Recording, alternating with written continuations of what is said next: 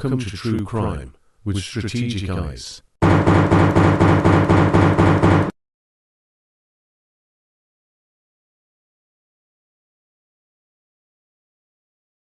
Strategic back again. What's going on, guys? Hope you guys. I'm so sorry. Sorry about that. I know the audio was a little bit weird. Anyway, Strategic back again. What's going on, guys? I hope you guys have a great Labor Day weekend so far. Big shout out to all my workers out there. What is Labor Day? Labor Day is a day in America where we celebrate the achievements of the American worker. That's truly what Labor Day is about. It's not just about people who work, celebrating people who work. It's also celebrating the achievements, the collective achievement of the American worker. And listen, you know, we're speaking to an international audience, so we don't want to offend anybody, but it is true that America has innovated the world. When we're talking about cars, we weren't the first one to make cars, but we're the ones that taught the world mass production. When we talk about planes, we weren't the first one to make prototype planes. The Wright brothers didn't just think of it out of nowhere. They built upon decades and centuries of people experimenting with flight, but we're the first ones to make it work. And we're also the first ones to mass produce it. Now look at how connected the world is because of the achievements of America. The internet, whatever you could think about, microwaves, whatever, it most often started here. And it's not something that we're just throwing in people's face, because what we do and what the whole world does is for all of humanity. So this is a celebration of humanity. But America is a very special place, and I guess I'm just a patriot, so I'm sorry if I come off wrong to my international viewers, but I love my country, I love America, and we have made our mark on the world, and that mark will be remembered until the end of time, regardless of where America might go. Empires rise and fall all the time. It's just the nature of things. But the United States of America will always be remembered by humanity. So I want to say happy Labor Day to all the working people in America. And if you can't work because you're ill or you have a disability, don't feel bad. I'm not trying to put you down. You can't work. It can happen to any one of us. But to the people who get out there every day and do their part for society, I want to say thank you. And I hope you're having a great weekend. And I hope you're not taking time away from your family to be here live with me today. You can always catch me on a replay, guys. Family is always first. So that being said, I got a real good show for you guys today. Real interesting show. Today we're going to discuss my belief, based off of evidence that we're going to review, that either Jenn Soto knew or she should have known. She knew or she should have known that Maddie existed in the nightmare that was her life. And we're going to listen to audio. We're going to read out investigative reports. We're going to get into the nitty-gritty. We don't know definitively if Jenn did anything wrong. I want to say that disclaimer. As far as the law goes, when I say law, I mean law enforcement and the district attorney, county attorney down there, they have not charged her yet. She is still innocent until proven guilty. She's afforded that by our Constitution. But this is an opinion show. This is an entertainment opinion show, and I'm giving you my opinion. And my opinion is based off of the evidence that I've seen. She either knew or she should know. And why is it important that she either knew or she should know? I'll tell you why. Because under Florida law, when it comes to child neglect, if you knew, you're guilty. If you should have known, you're still guilty. We read that out for you guys before. We made you guys aware that. We read that out for you guys before. It clearly says in the statute that you can't put your child in a position where they could get hurt. And you're guilty if you put your child in a position for them to get hurt. So if you're mommy and you're saying, go upstairs and sleep with my boyfriend, you know that's not the biological father of the child. And you know he puts a little bit too much attention into this child. You're guilty. And I don't have the evidence to say the next statement I'm going to say. But it's just common sense to me that if this is happening since at least 6 years old, remember guys, those of you who pay attention to the show, who are subscribe to the show and watch every video that I put out, you know my position on this. Jenn Soto said that she has been with Stephan Stearns for 7 years. Deborah and Chris Stearns said that he has been in a relationship with Jenn Soto for 7 years. Stephan Stearns said he's been in a relationship with Jenn Soto for several years, which means a lot. Everybody is specific about the amount of time that Stephan Stearns has been with Jenn Soto, but Stephan Stearns, and even he acknowledged that it has been a number of years. And if you take them for verbatim and you say 7 years, then Maddie was 6 years old when this guy was in her life. And I guarantee you the grooming started as soon as he had access to the child. So you mean to tell me, using common sense and logic, that this guy has been abusing this child since provably at least 8 years old? So that's 5 years, from 8 to 13.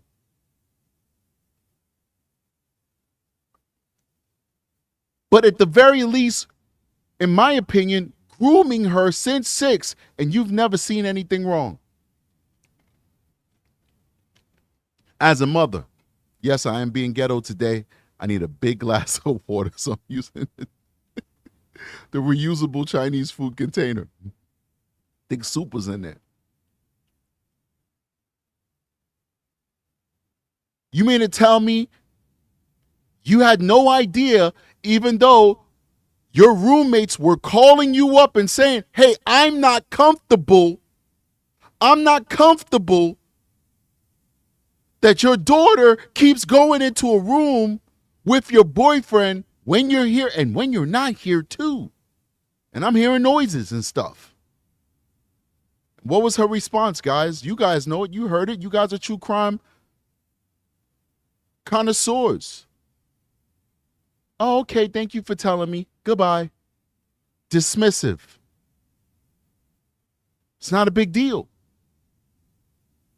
So we know, based off of witness testimony, that other people warned her about Stephan Stearns. We know that her own family did not like Stephan Stearns. We know that Stephan Stearns' family did not like them together. There was nothing keeping them together but their trauma bond.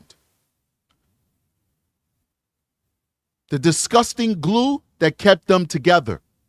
That's it. And then when it all hits the fan, Jenn Soto wants us to believe, well, she didn't know. Well, I don't believe that, ladies and gentlemen. I am not a believer.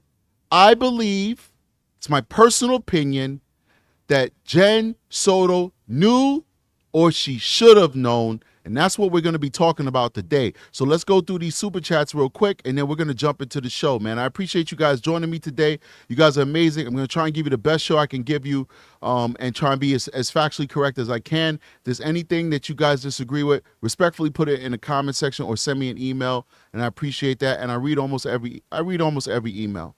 All right, so please do show that love. But we're getting more and more and more emails as the show gets bigger, so it's more and more difficult for me to respond back to every single email because I do have a life that I have to live. And that's no disrespect to you guys as an audience. I love you, so please do keep sending me stuff. But the priority is when people are sending me tips and information, and then we go down that list and we'll get back to everybody as soon as we can. But yes, there's a lot of emails coming in. So thank you so much for the love that this channel is getting. So let's go ahead and scroll up real quick. I want to show some love to these folks. We got a lot of members who are new members who are now members of the show. I appreciate everybody who decided to join the membership before the show even started. While they were waiting for the show to start, they were joining memberships. Thank you so much, guys. We do appreciate you. The first super chat that we got was from Kelly Davis, supporter of the show. We do appreciate you, Kelly. Kelly is a very big supporter of the show, and we do appreciate her. Thank you so much, Kelly. What else we got going on here? We have a super sticker from CBC, $5 super sticker. Thank you so much. It says, bravo. Nice clapping emoji. And lastly, we have Rodrigo Velesco. I think I said that correctly, with a 99-cent super sticker saying number one. Thank you so much. I appreciate you. Okay. Let's jump into this. Make sure you guys are members if you're not members yet. We do drop a lot of content for the members. You get to see the way my mind works. You get to see behind the scenes. I have personal conversations with you guys. I vent to the members about what's going on and how I feel about things. And also I give you guys exclusive content as well on the membership. So it's a really good membership, and you get bang for your buck.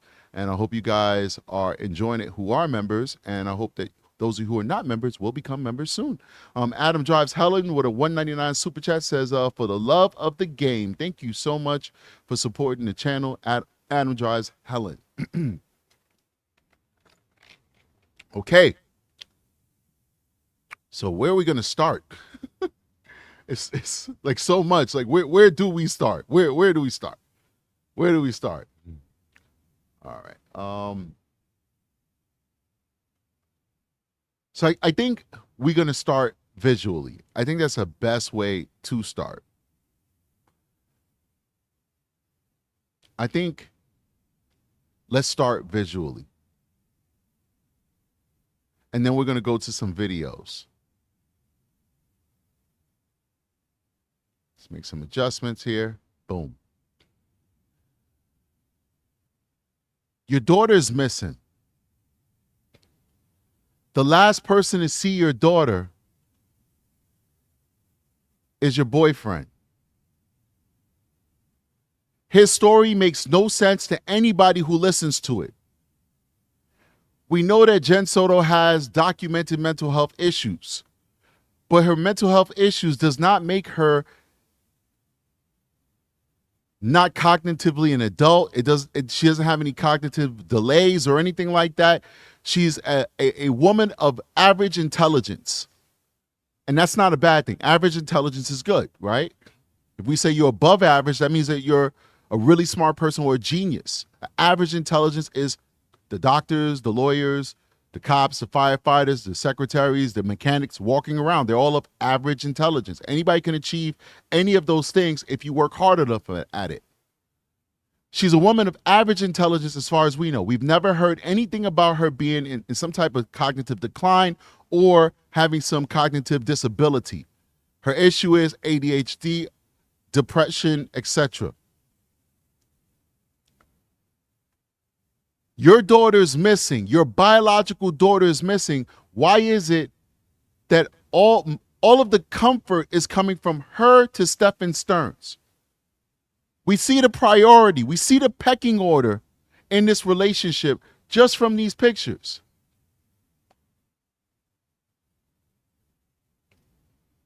She's the one who should be comforted by him. Yet we see the opposite.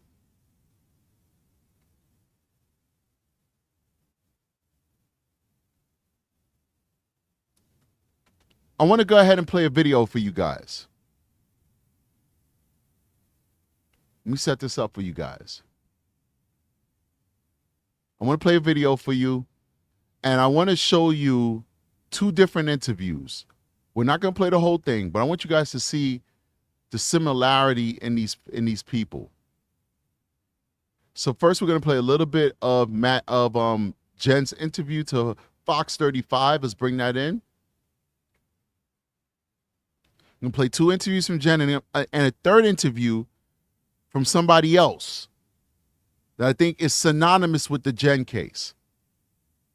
Let's do it. My boyfriend who drove her to school drove away at that point. It was seen on video footage that she hung out in the parking lot of the church for a few minutes and then got up and walked towards the school. But she never made it that walk and that was around 9 a.m. when she got up. I'm going to bring this back because I want you guys to see this numbskull walk into the frame. You guys know who I'm talking about. I'm talking about Stephan Stearns. Let me bring it back. It was seen on video footage that she hung out in the parking lot of the church for a few minutes and then got up and walked towards the school. But she never made it that walk and that was around 9 a.m. when she got up. She never made it to school after that.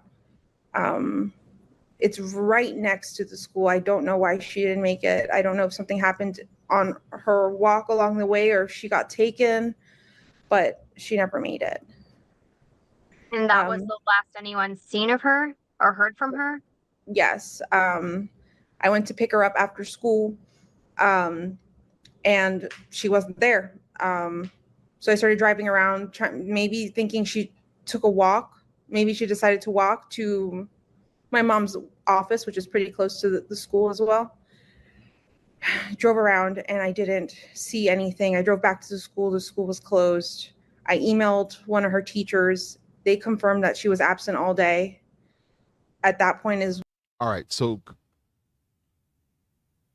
that's one sample. Let's go to another. This one's telling too. I want you to pay good attention to this one right here. Check this one out. Or when did you file a missing report? we filed a missing report. We called the police at like 4:45 yesterday, 4:45 p.m. But she actually went missing early that morning, around between 8:45 and 9 o'clock in the morning. She went missing. We had dropped her off close to the school. She wanted to walk the rest of the way. Sorry.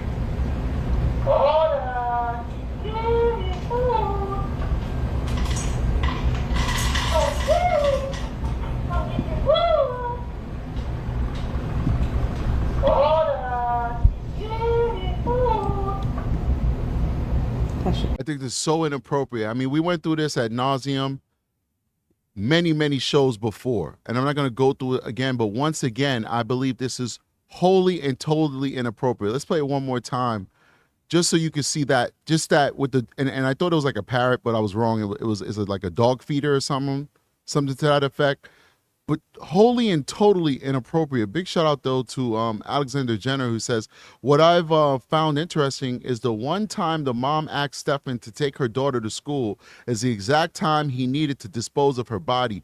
Too much of a coincidence. She knows. And it's a $10 super chat from Alexander Jenner. I think there's so much to this story that we don't know. And the big thing that we don't know is the motive, guys. We really just don't know this motive. I believe it's jealousy. I've been working on that for a while now. It's starting to get out there, and I'm happy because I really do believe that jealousy is what did it. And we did the jealousy video. If you haven't seen that, go check it out. You'll see me break down why I believe Stephan Stearns killed her. Because of jealousy, because she got older, because she said no more, because she was interested in other boys her age, because he viewed Maddie as his girlfriend and she could not leave him because she was his property. That's why he killed her, I believe. But we really don't know. That's all that is speculation. But back on this, please pay attention to this, and then we're going to go to the next video, and I want you guys to tell me if you see any similarities between these two videos I showed you of Jenn and the third video that I'm going to show you. Let's play it again.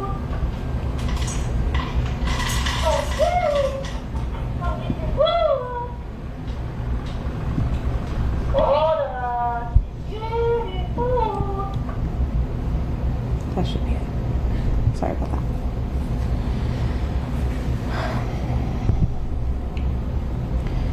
We dropped her off at school, close to school. She wanted to walk the rest of the way. I'm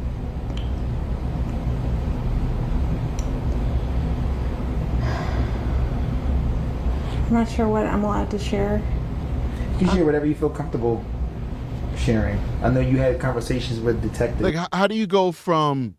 And listen, this is the last thing I'm going to say about this video, but because I'm not analyzing her. We've done that already. But how do you go from smiling because of the dog feeder to back to, you know, distraught? It's just not possible. Once your mind is in that space of despair, that dog feeder is not making you smile. You're annoyed with it. You might walk over and start bashing the thing to pieces to shut it up. You're not going to just turn it into a cutesy moment where you're going to do a little smile. Oh my gosh, my dog feeder is going off. Oh, don't worry. It'll be done in a minute. No, it doesn't work that way. All right. Not sure what that conversation is, but whichever you feel comfortable sharing, that we'll put the awareness out there. Look at this. Yeah, she was spotted. She just starts vibrating, right? So now let's go check out the next video I want to show you guys. Tell me what you see here, guys. Tell me what you see here. We just want to thank everyone in the community for all the support we've seen. We've felt so helpless, and seeing everybody out here really looking and helping out really means a lot. You guys remember these two? These are the parents of Orrin and Orson West. Those two little boys who were killed by their adopted parents. These aren't their biological parents. Look at the mother's eyes. I mean, this is during the whole COVID era, so everybody has face masks on and social distancing and all that stuff. But we can still see the eyes. And the eyes really is where most of the expression comes from. We're actually genetically predisposed by nature to look at people's eyes as the first thing that we look at when we're trying to get emotions. Those eyes are the windows to the soul, right? That's why we've come up with that term, coined that term. The eyes are the windows to the soul. You can see if somebody's happy to see you from their eyes. You can see if somebody's excited to be here. See, I'm excited to be here. Look at my eyes. You can also see if somebody's angry or if somebody's tired. You can see these different things just by looking at the eyes. We cover everything else, and you can see and get a window into a person's feelings. Notice that Jenn is rocking and vibrating, but there's no tears coming out of her eyes. Same thing goes for Stephan Stearns. His eyes are all muddied and red, and I firmly believe that he prepped himself. I believe that it's not beyond Stephan Stearns to go into a bathroom and rub his eyes really hard or put eye drops in his eyes and really agitate those eyes so he can really sell this. Believe me, guys, this is a fact. These people do things like this. They're psychopaths. They want to get away with murder. The consequences of rubbing your eyes really hard pales into comparison to spending the rest of your life in prison or even getting the death penalty. Real quick, big shout out to Ivan Villamil. I hope I didn't say your name too wrong. With a $10 super chat that says thank you. I appreciate you. So it's not beyond this guy to do that. I think he prepped himself. And maybe Jenn prepped herself too. But look at them. Same exact thing, right? So this is a great representation because she's a Latina and so is Jenn. So now you have two Latinas with fair skin, similar features, round faces, long hair, and now you can see that they're both exhibiting the same type of body language. And these two are convicted murderers. These two were found guilty of killing Orrin and Orson West and hiding their bodies. I don't think they ever found their bodies, if I'm not mistaken. I followed this for a while, but sometimes you forget. If I was doing true crime exclusively at the time when this was out, this would be all over my page like Maddie is, because this one touched me in the heart, just like Maddie touches me in the heart. This was a very sad case. Let's listen some more. Look at her body language, and then we're going to go into more stuff. So tell us what happened the night. And one more, I said look at her body language because from the beginning, she was the more expressive one. The father to me is a straight up sociopath. He has no emotions. He has no empathy. They also enlisted their biological children to help them dispose of those little boys' bodies. They killed them in front of the biological children. They threatened their biological children that they would hurt those kids if they had ever spoken about it. And it was the biological children who were heroes to their adopted brothers by standing up to their parents and telling the cops what really happened. Those children are heroes. They really, really are. But you're not going to get a lot from him except the fact that he's guarded and he keeps his hands here and he's clearly guarded. He's clearly holding secrets, clearly. But she's the one that's going to give us more. So let's keep watching just for a little bit. Okay. From our yard. Okay. It was cold. I was going to make a fire. There's a lot of wood in this area right here next to our house. I opened up the back gate. I'm throwing wood, bringing it inside the house. My wife's inside. She was actually wrapping gifts, so we thought it was a good idea that got our youngest to go outside and play with chalk on the back patio. Do not let them go on the dirt in the backyard. We keep them close. So they was playing with chalk, and I came in the house. I saw them there. In one house, I came back out. I didn't see them now. And notice, we're going to stop it here because this is not the show that we're covering today. But notice his story. This is his rehearsed story. None of that happened, ladies and gentlemen. None of that happened. It's not real. This is the story that him and his wife concocted to account for the fact that those little boys were missing. And that somebody was going to ask questions like, you know, where are the boys? Why don't we see these boys? What's the deal here? So, do you see any similarities between the way that Stephan Stearns and Jenn Soto tell their story? Clearly rehearsed, clearly delivering the same exact words, the same pauses, the same breaks. It's the same thing. It's almost like they're parroting each other. Big shout out to Barb Murray with a $2 super chat. Says Stephan and Don Wells say almost the same exact things. Yes. Almost the same exact things, but same rehearsed stories. I start from A, then I go to B, then I go to C. Ash says, Strategiceyes Show, former English teacher and current paralegal here in Florida. Join your contact. Thank you so much for showing that love. I think I saw an email or a comment from you. Thank you so much for reaching out and showing that love. I appreciate you. All right, let's keep going. And guys, please make sure you hit that like button. I'm sorry, I keep forgetting to remind you. Hit that like button, support the channel. We need you guys to help us get into the algorithm. As we say every show, it's not for our ego. It's to help us get into the algorithm. So please hit that like button. All right, let's keep going. All right, so now I'm going to bring to you guys some excerpts that we have pulled out just to make it easier to get through all the material. We excerpted this stuff, but this stuff is widely available on the internet now, so it's not like it's anything special. You can go ahead. I'm gonna start posting some of it on my Patreon as well. I've already started putting pictures on the Patreon. We're gonna start putting some of the actual investigative material on the Patreon as well, so you guys can go on the Patreon and get those documents if you haven't already gotten them. But yeah, so these are excerpts, but you can definitely go and get the unedited, not edited, but you can go get the full text if you like, okay? So this is Stephan's mom and dad. They think that basically Stephan and and Jenn made a pact, right? So I just want to get you to expose you to what the parents believe, about this whole situation, what they think about Jenn. All right, big shout out to Miss Melody with a $20 super chat. She says, so glad I found this channel. You are a class act. Thank you so much, Melody, for showing me for showing me that love. You're very generous and very kind, and the show appreciates you. Thank you.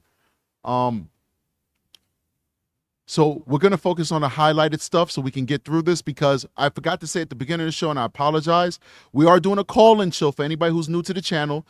Sundays are our call-in shows, so I got to get through this material at least within another hour and a half.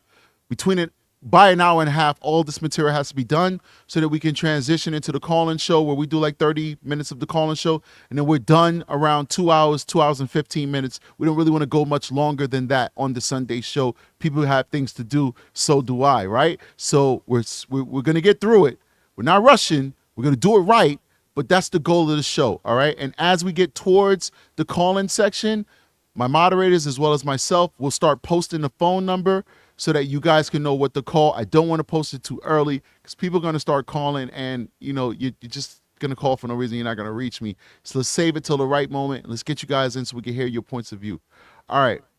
So Debbie says, we're in the seventh ring of hell. Deb says she never approved of the relationship with her son.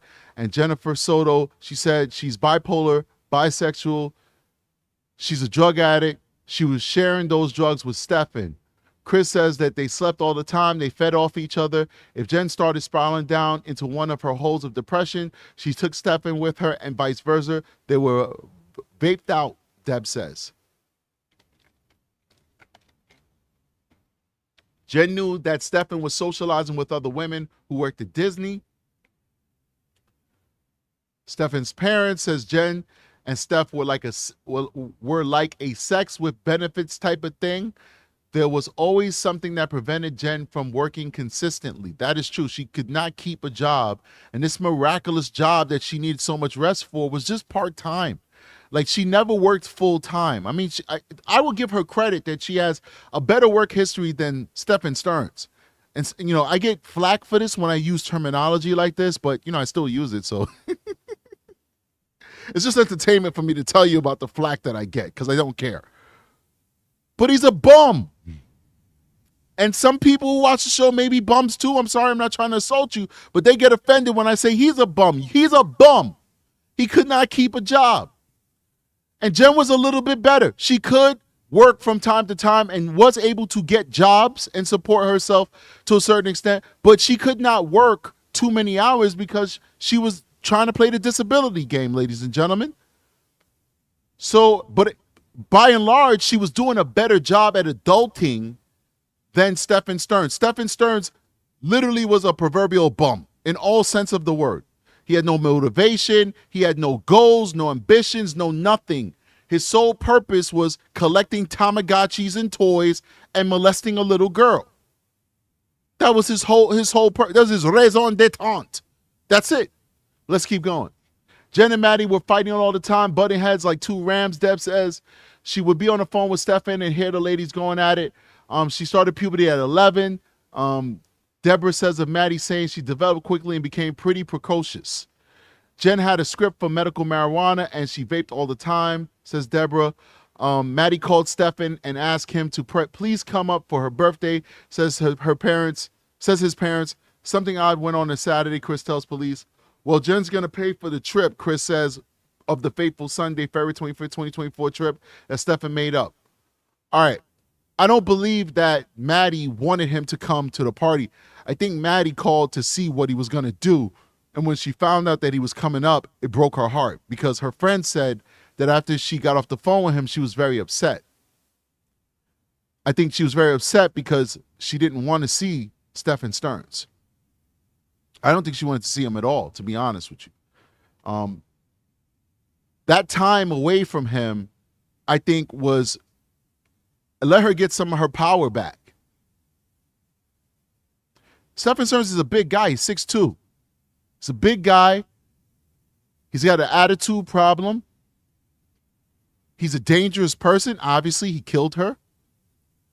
He's also very manipulative, and he used psychological warfare on his victims. That's what I think. I think he's playing Maddie against her mom, playing her mom against Maddie. He was destroying that mother-daughter relationship more so than Jenn was probably destroying it with her own selfishness. When she got that time away from him, I think she started to realize, I'm happier with this man not in my life. And I think that definitely is what added to her end. But let's keep going. Jenn had a script for medical marijuana. We said that already. Let's go to the next one. To trip to Kiss Me because Chris was done with paying for his grown son. Stephan planned to stay and Kiss Me for 1 week, or Kissimmee rather, and his dad says we were welcoming the break. Have you talked with Jenn since he's been arrested? So here we go. Now we're going to get into the more depth of it, where we're talking about she should know or she did know. Big shout out to Alexander Jenner. Has anyone thought about the computer setup he had? He may have been making money off of the dark web by selling CP of Madeline. May come out. We're working on a show with that. We'll get back to you guys when we have the information that we need, that we feel comfortable talking about that topic. But yeah, I mean, it's possible. It surely is possible. Have you talked with Jenn since she's been arrested? Chris says he had a text exchange with Jenn about getting Stephan's gun out of the condo. She's gone dark. She's avoiding me for whatever reason, Chris said as the cops explained that they have Jenn's phone. What a stupid thing to do. Why would you let Maddie go on and be in there on a single bed with Stephan, Deb says. She asks Jenn. Deb explains that Maddie told her she slept with her mom and dad, and Maddie ended up with her leg over Stephan, and Maddie giggled. So inappropriate. So now we have things happening. Remember, you're only going to get a little piece of it. You never get the full story because the full story might be criminal. But the little piece that we got about the sleeping in the same bed and the leg go over and she giggled, why would you even think about that? If you're sleeping and your leg goes on somebody, big deal. It's not something to talk about unless there's more to that. I don't know. Let's keep going. Per Chris Jones, Jennifer texted Stephen Stern's dad at 4:04 p.m. and said, "Get Stephan a lawyer now." The stuff is documented. And guess what? Jenn Soto admitted it as well. She said in her statement with the cops, "I thought you guys was looking at the wrong guy. So I told his father to get him an attorney when me and him was in the car." She admits it. So a lot of people, when this statement first came out, they said, "Oh, you can't believe the Sterns." Well, I agree. You shouldn't believe the Sterns. I think everybody has their own motivation to protect either themselves or the person that they love. The Sterns love Stephan Stearns. That's their child. The child that they have coddled for almost 40 years. The child that they helped make the monster. So yeah, they do have an agenda, ladies and gentlemen. But that doesn't mean that they're lying every single time that they talk. And this is documented. And as I told you, Jenn admitted to what this man said. Chris Stearns said at 4:04 p.m. that Jenn Soto, by her own admission, said, "Get Stephan a lawyer now." They have found these images on Stephan's phone that there's images of sex acts between Stephan and Maddie. I mean, I could end the show right here. I'm not going to end the show, though, because there's still going to be the skeptics out there. So we'll keep going. But for most reasonable people, and I think I got the best audience in true crime, because a lot of you guys are true crimes connoisseurs, as I call you. You guys are on the top channels. You guys are the creme de la creme. You guys, many of you guys are retired forensic pathologists. Many of you guys are retired psychologists. Some of you active psychologists. Some of you guys are cops. Some of you guys are detectives. I'm getting law enforcement hit me up in an email. I'm getting speech pattern analysts. I'm getting handwriting analysis. From the last show I did, I'm going to read out to you guys at the end of the show a message that was sent to me by somebody who purports themselves to be a handwriting analysis expert. Of course, we're just taking these people's word for it. It's their opinion. We don't know what they really are because we haven't proven their qualifications, but it's a comment I'm going to read out. You take it for what it's worth. We have an intelligent audience. After you just heard that, what more do you need? What more do you need? We're going to give you more, but what more do you need? They have found these images on Stephan's phone, that there's images of sex acts between Stephan and Maddie. You're a mother. You're in the car. You're talking to your boyfriend's father, and you're telling your boyfriend's father to get your boyfriend an attorney after you found out that your boyfriend was having intercourse with your daughter, your underage daughter. Let's go ahead and put a poll. As I move forward, I just want to see how this poll evolves. If you find out your lover is abusing your kiddo, would you help him get an attorney? Yes or no? That would be your first reaction, unless it wasn't surprising to you. Unless it wasn't surprising to you that you found this out, because maybe you understood that it was happening. It's not surprising to you. For most of us, we'd be in shock. For most of us, we'd be devastated. For most of us, we'd want justice. We'd be angry. We want blood and brimstone. That's what we'd want. We'd want blood and brimstone. Blood in the sand. For Jenn, it was protect Stephan at all costs. Protect Stephan at all costs. Let's keep going. He needs to lawyer up. And even the father of the perp said, that was just really weird.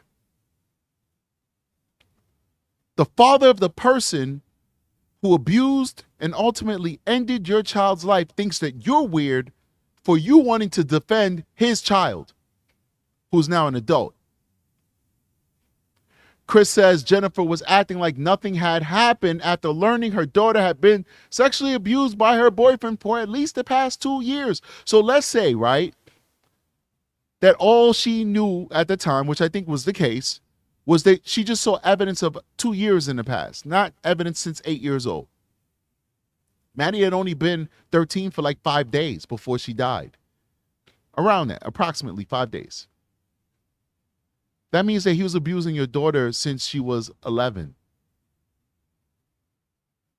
Since she was 11.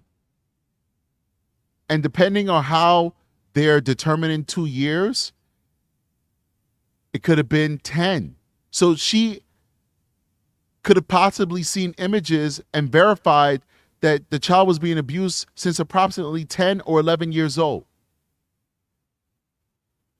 And her response was, get him an attorney. He needs to lawyer up. Stephan was sexually frustrated. Then she makes an excuse. She said Stephan was sexually frustrated, Jenn told his dad. The same thing is echoed throughout the newly released PDS by Kiss Me PD.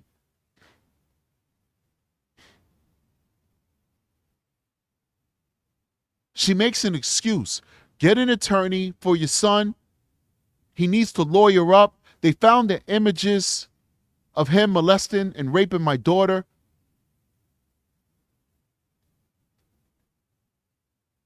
Why did he do that for? Well, he was sexually frustrated because I wasn't having sex with him. Does that sound like the comments that a mother would make if she cared about her daughter? Or does it sound like the comments somebody would make if they knew about it and the jig was up? Florida Island Girl's comment has been highlighted. It says, I'm a retired psychologist. I can tell you men do not get into situations with underage girls or boys. When they do, mother's instinct is to question, even it is the biological father. I hear you. Thank you so much. Thank you for everything that you did for humankind as a psychologist. I'm sure you've helped thousands and thousands of people in that capacity.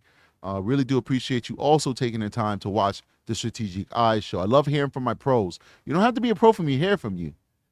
I love everybody, but I love hearing from my pros. Keep it coming. Let's keep going.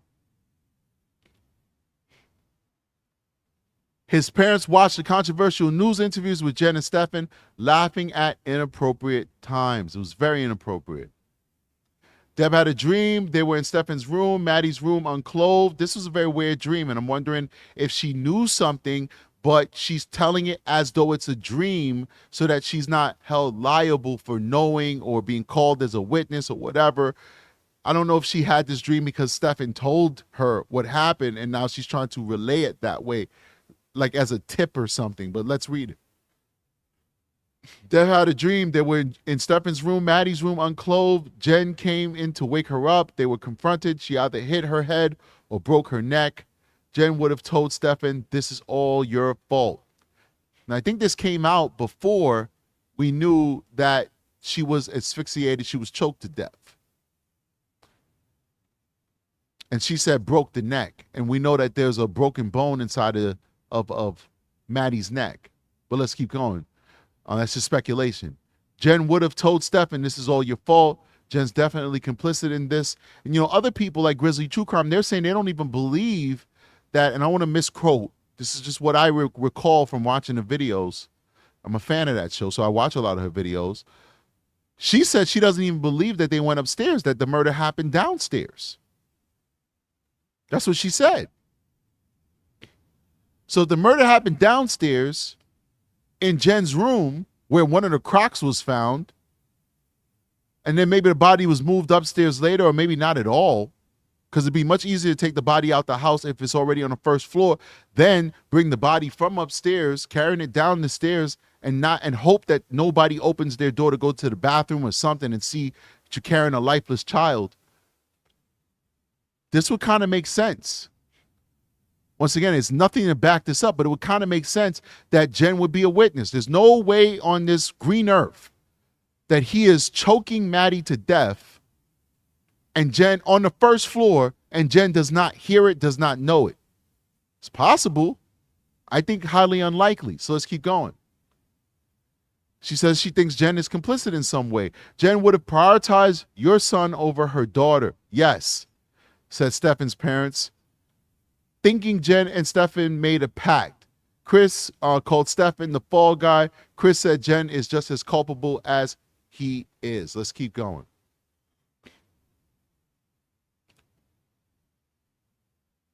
And this is a picture, a modified picture, of course. We've seen this before, but this is a picture of this family unit before we understood just how horrible this family unit was.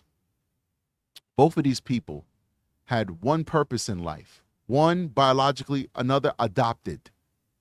Whether there's paperwork for it or not, if you're going to come into a woman who is a single mother's life and you want to cohabitate with that woman, you have to accept her child. And by default, whether you're just a boyfriend or a husband or whatever, you've adopted those responsibilities to protect that child. Both of these people had one job, and that was to protect Maddie, this beautiful girl with this beautiful smile. One job, protect Madeline Soto. One job, and they failed.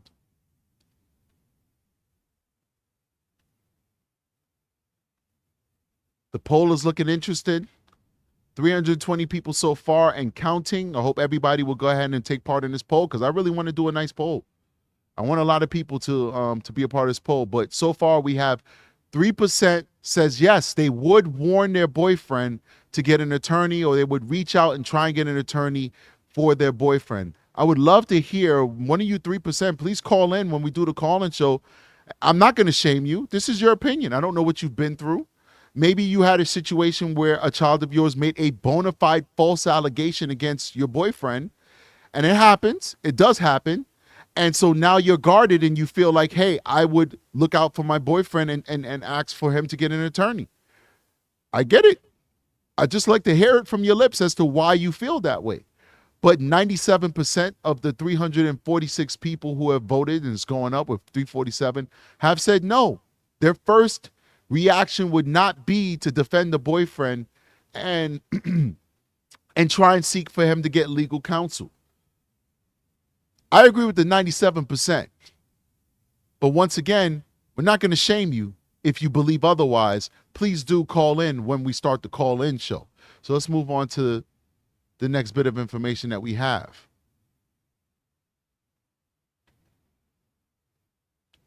All right.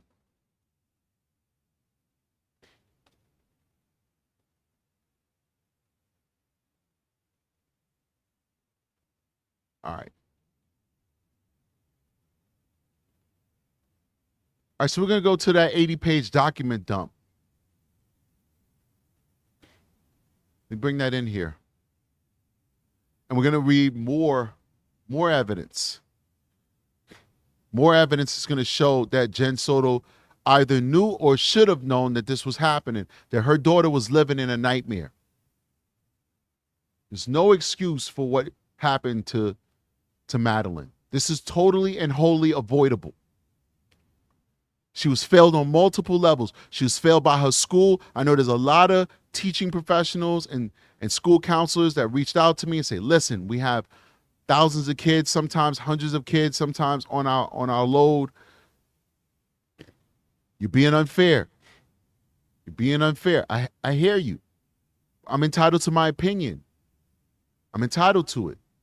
I've done investigations where 2 kids allege sexual abuse. One kid alleged sexual abuse against another kid, and I've been stonewalled by schools. This happens a lot. This is big in our office. I've been stonewalled by schools. They don't want to give me information on the kid that's accused. They don't want to talk to me. They don't want nothing. Stonewalled by them. And we have a bona fide, what's up, buddy? We have a bona fide case against this other kid, and the schools don't want to help us in any way.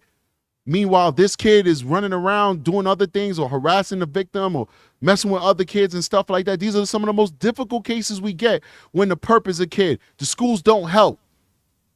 So maybe I'm biased because my experience dealing with schools have been terrible. They have not cooperated with law enforcement. We've sent subpoenas and the subpoenas just go unanswered. I don't even know how that works. They're like, oh, if you're going to lock us up, come get us because we're not responding back to these subpoenas.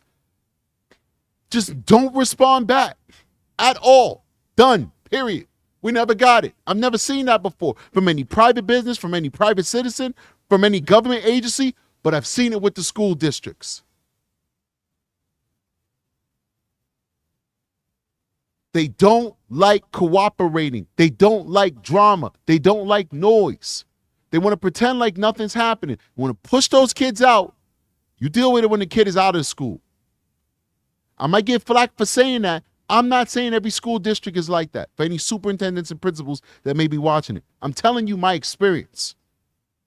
And my experience is not with every single state and every county and every municipality in the United States of America. I only vouch for the places that I've worked and it's the situations that I've experienced for myself. Let's keep going. Upon arrival, I spoke with Jennifer Soto, Madeline's mother, and Stephan Stearns, Jennifer's boyfriend, who both provided me with a verbal statement summarizing as follows. On the morning of 2/27/2024, Stephan took Madeline to her school in a silver 2010 Lincoln MKZ. So it's going to basically lay out what we already know. Let's keep going.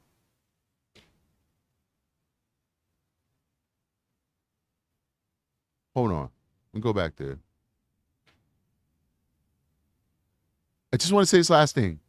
This last sentence.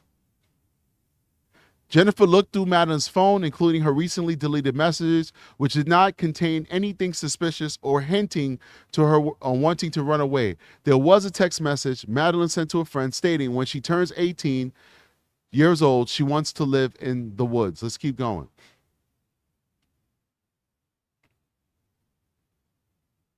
On February 27, 2024, Detective Hunt from the Orange County Sheriff's, let me zoom this in. That's why it's so hard for me to read, so I'm pausing. Like I barely see it.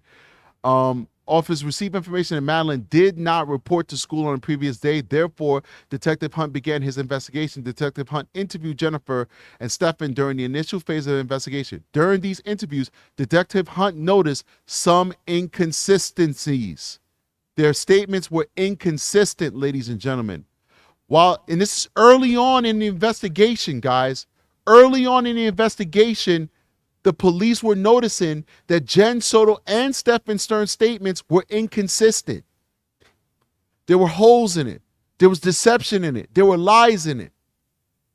If mommy is innocent of everything and she just didn't notice what's happening, why is it from the very beginning we're noticing these holes and these inconsistencies in her statements? Let's keep going. While the arrest warrant was being written and obtained by Detective Moore in approximately 16:45 hours, I contacted Jennifer in a conference room at the sheriff's office. Jennifer was asked questions about Madeline being missing and the dynamics of the household. Jennifer stated her and Stephan had been dating on and off for approximately 7 years. 7 years, right? That's 6 years old for Maddie. Stephan had moved out of the home in the latter part of 2023, November or December. Jennifer stated while they were together, they would either all sleep in the same bed or Madeline would sleep with her when Stephan was not there. Why they sleep in the same bed? God only knows. Let's keep going. When asked if it was normal that Stephan and Maddie to sleep together without her being there, she said yes. Now, she would waffle on this and give inconsistent statements on this throughout her being interviewed by various detectives at various different times. But you're reading it from the horse's mouth. This is a sworn statement. A sworn statement punishable under perjury in any court in the United States of America if this statement is made in that jurisdiction. And she's asked, is it normal for Stephan Stearns to sleep alone in the bed with Madeline Soto when she's not there? And the answer is yes. Jennifer stated if she needed a good night's sleep due to her anxiety, she would ask them to sleep in a different bedroom. Orange County detectives had previously shown Jennifer photographs of Stephan's penis for identification purposes. Jennifer did not want to believe that Stephan was engaged in sexual activity. And I believe that Jennifer didn't want them to believe that Maddie and Stephan were engaged. Jennifer asked to see the image of Stephan blank. I pulled out a printed picture from Stephan's Google Drive that shows Maddie with Stephan's blank in her mouth.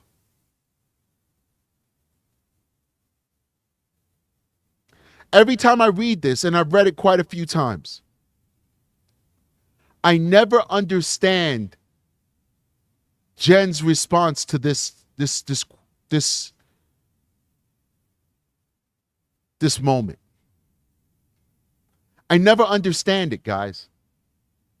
I don't understand how they could show her a picture of Stephan's, and these detectives are amazing, and I'm gonna tell you why they're amazing. You know, I do critique sometimes when I feel that there needs to be a critique, and I give you credit when you deserve credit. And this sequence right here was masterful. I'm gonna tell you why it was masterful, ladies and gentlemen. I'm going to end the poll now. We're going to end the poll. We're at 98% versus 2%. We'll come back to it. I'll tell you why it's masterful. They showed her a picture of his penis as a control. What do I mean by control? It's a baseline. They were going to show her the other picture, but they wanted to make sure that she could not say, I don't know what that is. So they showed her a picture of his junks as a baseline. So now you know what it looks like. If you can't say, I don't know what it looks like. They didn't show her a baseline of Maddie because she has to know what Madeline looks like. They show her a picture of itself, of Stephan's member, a member that she has been intimate with for 7 years, probably hundreds of times, if not thousands of times. And then they showed her a picture of the same member that she identified as being or belonging to Stephan Stearns. They showed her that picture of that member violating her daughter. And it's important where that violation occurred. Because if they showed that violation happening to the genitals, then one could say, well, I wasn't sure. It's my daughter, but I'm not always looking at her private areas. They showed her a picture of his member violating a part of Maddie's body that you have to know. You have to know belongs to Maddie. This part, her face. And what was Jenn's response? Jennifer said she didn't recognize anything in the picture. She didn't recognize anything in the picture.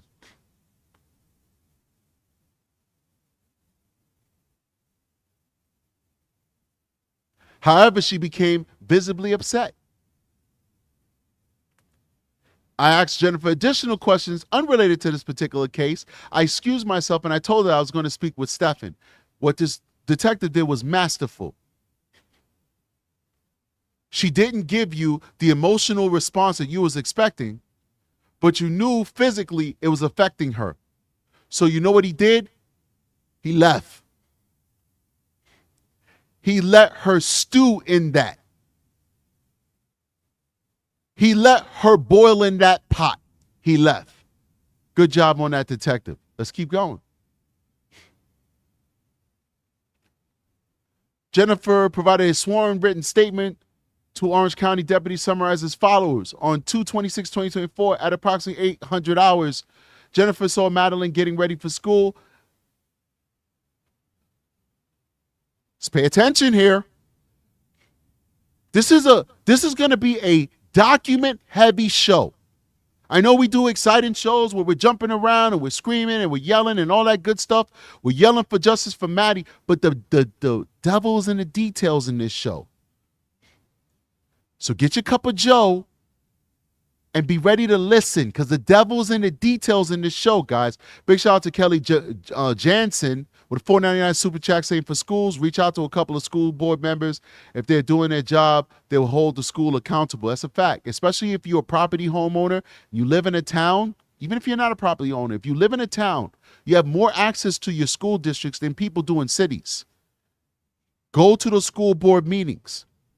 In my town, they ask us with referendums how they are going to spend our money. If they need a new soccer field, they're going to put a referendum. It tells us exactly how much it's going to cost. They're going to put a referendum, and we got to vote on that. We have to have discussions on it.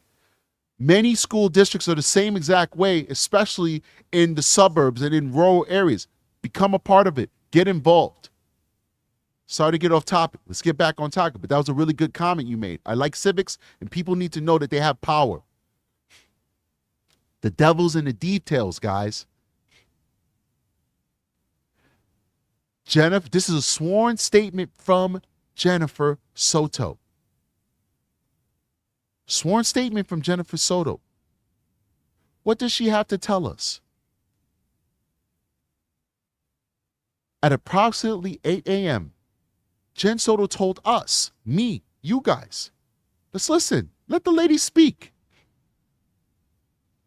Jennifer saw Madeline getting ready for school. She's lying.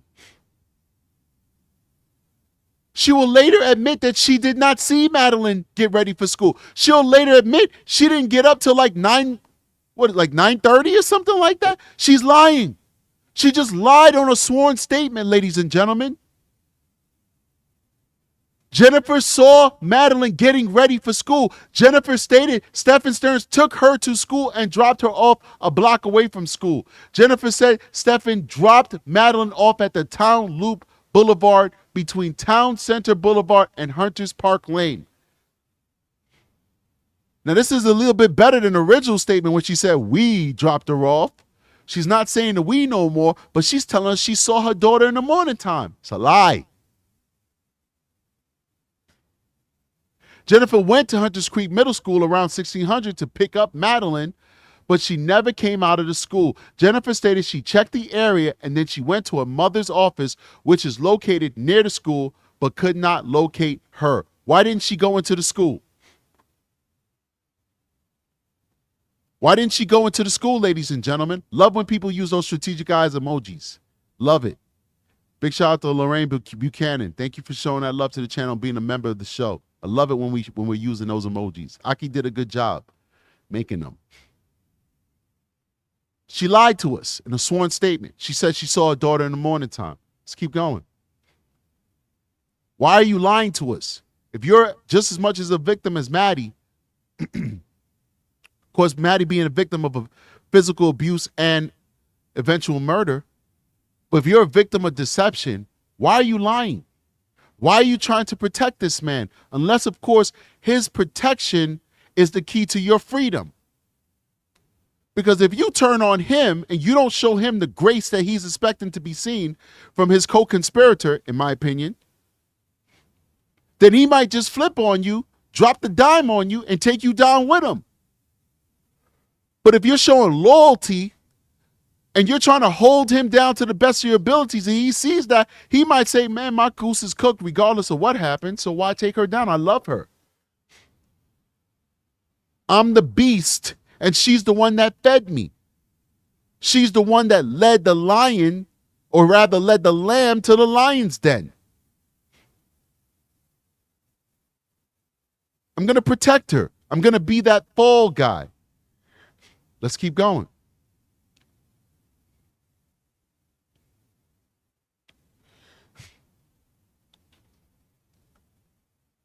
On 2/26/2024, approximately 800 hours, she saw Madeline getting ready for school. Jennifer stated Stephan Stearns took her to the school. Let's keep going. Deputy Joseph then contacted Stephan. I'm sorry, why am I not zooming this in? I can't see. So Jennifer said Stephan dropped her off between 8:30 hours and 8:45 hours. Jennifer stated Madeline never made it to school. Jennifer went to Hunter's Creek Middle School at 1,600 hours to pick up Madeline, but she never came out to school. Jennifer stated she searched around the area and then she went to her mother's office but could not locate her.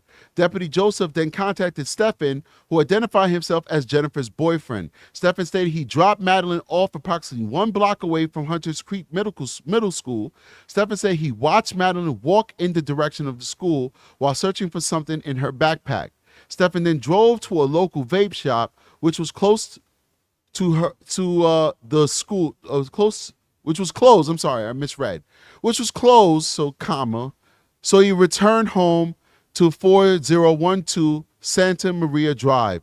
Stephan stated he left the residence about 1 hour later to go to the vape shop and to run errands, returning to residence at approximately 14:30. Let's keep going. When Jennifer and Stephan were reporting Madeline missing, Stephan described Madeline to be wearing a green hoodie, blue pants, white Crocs. Jennifer then stated Madeline was wearing black shorts. Why did she do that? Another lie. Another lie, ladies and gentlemen. During this interaction, it appeared as if Stephan was answering the deputy's questions while Jennifer was also trying to answer the questions. Stephan appeared confident in his answers and Madeline's description. Jennifer didn't. Why is she lying? Why is she saying that she's wearing an outfit that she didn't wear when she knows she did not see this little girl leave that house? She didn't see her get dressed. She didn't see her wake up. She didn't see her use the bathroom. She didn't see her eat breakfast. She didn't see her at all. Why is she doing that? Why is she doing it?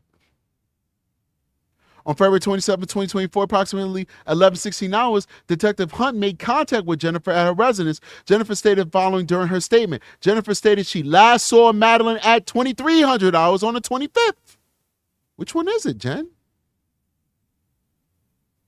You're giving us so many different stories, Jen. Which one is it? Jennifer stated Madeline went to the guest bedroom to sleep along with Stephan because she just started a new job, needing to get her sleep, which she had not gotten recently. In case I didn't read that clear, said Jennifer stated Madeline went to the guest bedroom. My mind is telling me I said something different. Just want to clarify that. Jennifer stated Madeline typically sleeps with her, and when Stephan comes into town, he would sleep in a guest bedroom. Jennifer stated Stephan moved out of her house sometime in December 2023 because he was offered a job. So now it's a different story about why he was not living there. We got a different story now, ladies and gentlemen. First, he moved out because the father didn't want to pay rent. Then he moved out because they broke up. Now he moved out because he had a job opportunity, but it fell through. Let's see if this is the statement where she says, we're trying to get him back in. Remember that. But let's read on. Let's see if this is that statement. Jennifer stated Madeline typically sleeps with her, and when Stephan comes into town, he sleeps in the guest bedroom. Jennifer stated Stephan moved out of her house sometime in December 2023 because he was offered a job by his father who lives in Northport, Florida. Jennifer stated Stephan has visited 2 to 3 times since he moved out. Jennifer stated Stephan was planning on staying 1 week during this time because he was going to help with Madeline, their dog, while she was in training for her new job. Jennifer stated she couldn't remember when Stephan arrived. She stated it was either Saturday or Sunday morning. Jennifer stated she heard people getting ready in the morning. So now the story's changing. My nose gets so stuffy when I do these lives. The story's changing. Now the story's changing again. So now instead of seeing the daughter in the morning time, now she heard people, of which she cannot say who those people are because she has 2 roommates. And some of those roommates have kids. I know at least one of them has a kid that visits from time to time, a teenager. Sarah Adams says it was Tupac in the kitchen. Y'all know Tupac's still alive. It was Tupac in the kitchen. Good one. Could be anybody. Could be Slender Man in the kitchen. I don't know. Let's keep going. Jennifer stated she heard people getting ready in the morning, but couldn't say for sure who it was. Jennifer stated Stephan accidentally woke her up while trying to get a leash on their dog. Jennifer said she was going to help Stephan, but he was able to get the leash on the dog without her help. Jennifer confirmed she never saw Madeline that morning. So now there's a contradiction on two sworn statements. That's a crime, ladies and gentlemen. Let's keep going. Where we at? Jennifer says she never saw Madeline that morning. Jennifer stated when she takes Madeline to school, they would leave no later than 8:50. Jennifer stated that right before they agreed to have Stephan get Madeline ready for school and take her, Jennifer said Stephan was going to take Madeline to McDonald's, but she changed her mind in the last minute. When Detective Hunt asked Jennifer when she found that information out, she said Stephan called her at 10:18 hours in the morning. Jennifer inquired if they stopped at McDonald's. Jennifer said they didn't, even though he tried convincing her several times. So this is what I'm curious about. Let's go back a little bit. I want to find out exactly when this whole McDonald's thing came up. Was it something that was talked the night before, or was it something that was agreed upon in the morning, which then Jen wouldn't know about it because she slept throughout this whole morning, kind of hiding the body, fake going to McDonald's routine. So let me see here.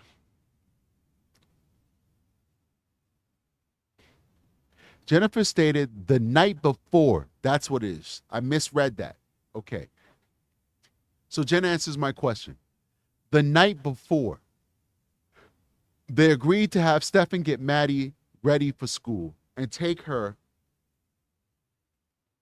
to McDonald's.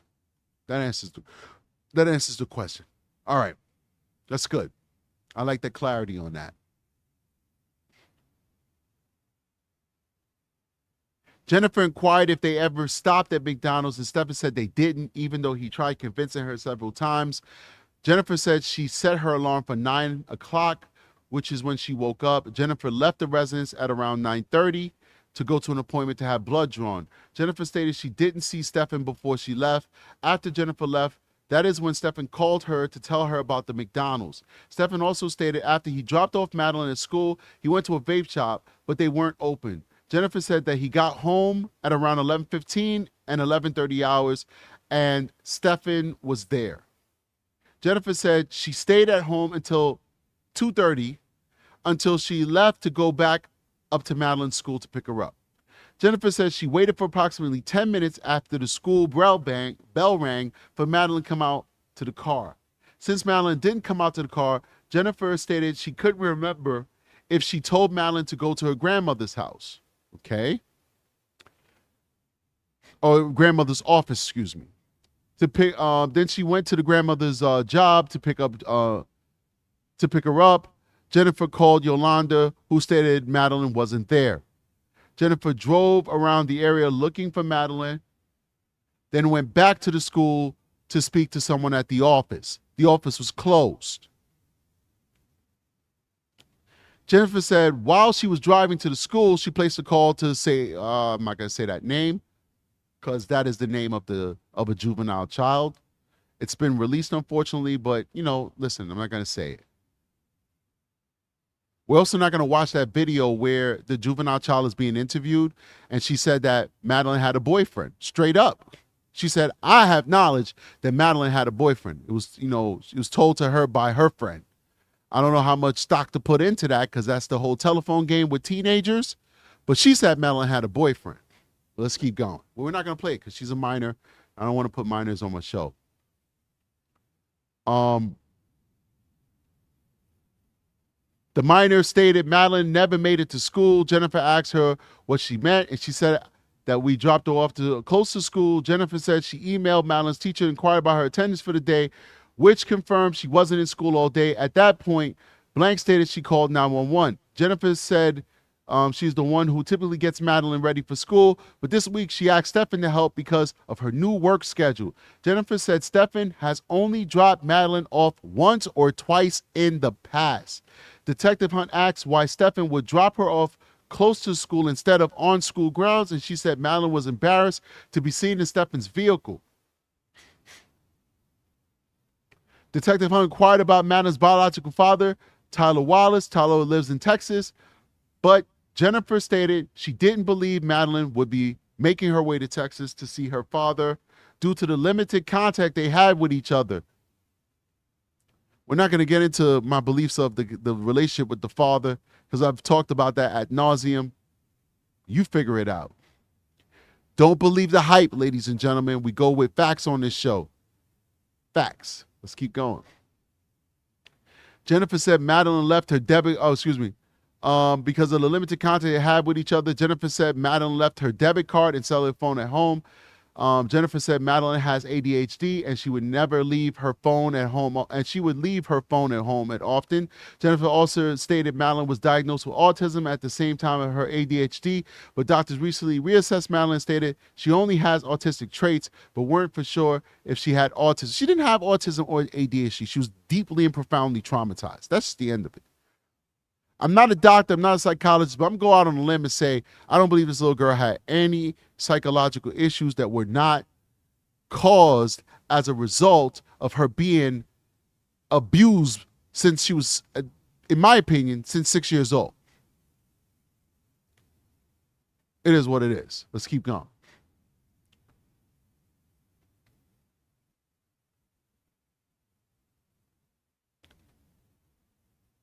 All right. While the arrest warrant was being written and obtained by Detective Moore at approximately 16:45 hours, I contacted Jennifer in conference room at the sheriff's office.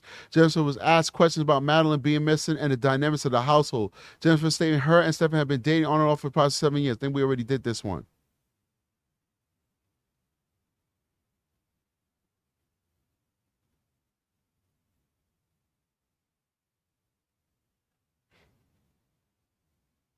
Yeah, we already did this one. But this one, I do want to highlight this here. It says, Jennifer stated that they recently ended their relationship and he moved back to Northport. This is in contradiction to when she said that he went back to Northport to get a job. Then she said, so this one's a little bit different. Remember, these are different people who are writing these different reports based off the various different interviews that they did with Jennifer. But I just don't want to go through because some of it is going to be very similar. But this one says, also, supporting the previous statement, when asked if it was normal for Stephan and Madeline to sleep together without her being there, she said yes. Jennifer stated she needed a good night's rest because of her anxiety. All right. Jennifer said that she recently ended their relationship and he moved back to Northport to stay with his parents. Jennifer said she ended their relationship because he was messy. Jennifer said she didn't have a sexual relationship because her medications affected her sex drive. I asked Jennifer who drives her vehicle, and she said only her and Stephan. Jennifer and Stephan took her vehicle Monday night because he decided to go drive around searching for Madeline. This would have been when Stephan traveled back to St. Cloud in the early morning of 2/27/2024. Orange County detectives had previously shown Jennifer photographs of Stephan's penis for identification purposes. Jennifer did not want to believe that Stephan was engaged in sexual activity. Blank pulled out the printed picture from Stephan's Google Drive and showed the picture with his penis in the child's mouth. Stephan didn't recognize anything in the picture, as if she was in denial. However, she became physically upset. Let's keep going. Unbelievable that we could read these things and people not believe that this lady either knew or should have known that this was happening. I'm not judging you. You have your own opinion, but it seems to me that these things are pretty clear with the lies that she's telling to protect Stephan Stearns. Because this is what she's doing with these lies. She's protecting Stephan with her story constantly changing. Basic things as such as why you're no longer in a relationship with a person. You can't even get a solid answer from her.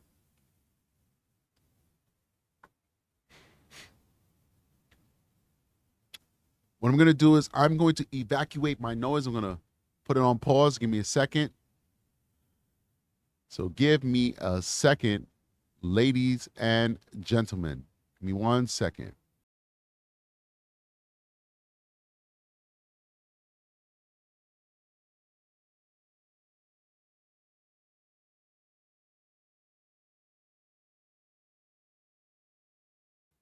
Thank you so much, guys. I feel much better.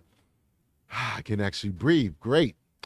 So let's keep going. On February 29th, 2024, approximately 17:09 hours, we contacted Jennifer. I advised Jennifer that our crime scene technicians were about to collect additional items that were seen in Stephan's photographs. Jennifer confirmed on the morning of 2/26/2024 she was awoken by Stephan trying to put a leash on a dog. Jennifer got up and Stephan told her not to worry about it and go back to sleep. Jennifer said she doesn't remember Stephan coming back in to tell her goodbye or say goodbye to Madeline. I asked her about writing a statement to Orange County deputies about seeing Madeline on the morning of 2/26/2024. Jennifer says she wanted to believe she saw Madeline, but she actually did not see her. She actually did not see her. And Stephan's sex life, did not see her. Jennifer said Madeline picked out clothes to wear on the evening of 2/25/2024. I asked Jennifer to explain her and Stephan's sex life, which she described as vanilla, which means that he wasn't a good lay. You could tell he's not a good lay. Look at this guy. He's a freak. He's a scrub. You could see it in his face. Even Jen wasn't entertained with what he was putting on the table. Stephan would want to have anal sex with Jennifer, but she said she didn't want to.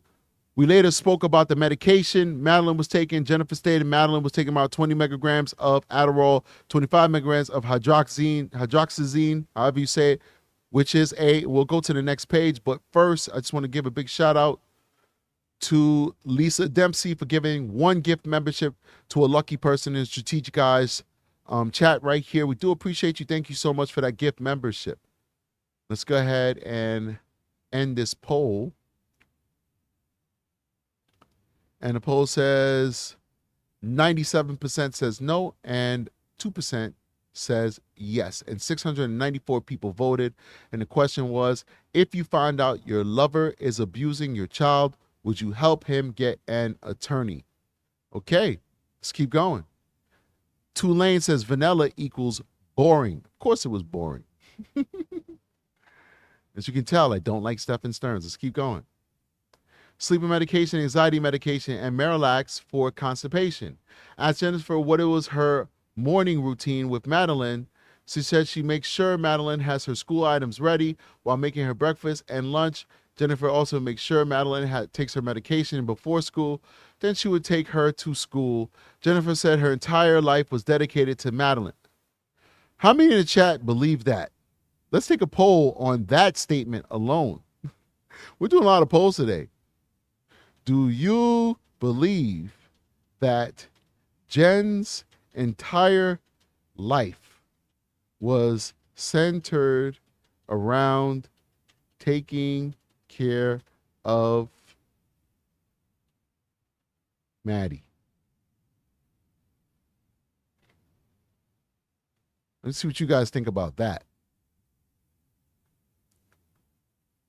But that's what she says. She says, my entire life was dedicated to Madeline. When I asked Jennifer about the sleeping arrangements, Jennifer said Madeline would sleep with her most of the time. When Stephan was there, they would all sleep in the same bed together. Jennifer said when her and Stephan broke up, she would only think of a few times that Madeline slept with Stephan in a separate room. So after they broke up, she's thinking she's mitigating what she did, but she's admitting that after they broke up, she still allowed Maddie to sleep in the bed alone in a separate room with Stephan. Big shout out to Rachel W. with a $10 super chat. She says, love you, Strategic. Go buy some drinking glasses.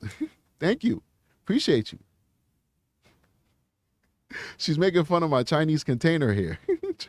I only say Chinese container because I bought it. It came from the Chinese store. It had some wonton soup in it. Guess what? I'm going to buy some more wonton soup today. I love wonton soup. you know, I'm gonna go to the Strategiceyes store and I'm gonna buy me another Strategiceyes drinking glass. So make sure you go to the store and you buy one of our mugs and one of our glasses. Let's keep going.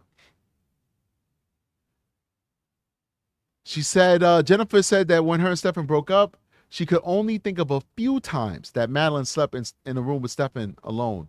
Jennifer said she didn't feel comfortable with Madeline sleeping with Stephan, so why did you allow it to happen even a few times? And it didn't look right to her. Now she's trying to cover her own butt. I asked Jennifer when she started feeling comfortable with it, and she said she never was comfortable with it. I challenged Jennifer about telling them to go to sleep together on 2/25/2024, and she said it was a selfish move because she wanted a good night's rest. So your daughter's dead because you were selfish. At least you're admitting it. Let's go down here. On March 1st, at approximately 11:57 hours, Detective Smallwood and I contacted Jennifer at her residence for a follow-up interview. I asked Jennifer if we would be taking her to I advised Jennifer that we would be taking her to the Orange County Sheriff's Office to retrieve her vehicle. I advised Jennifer that it would be taken over the investigation and it would be a press conference this day to announce it.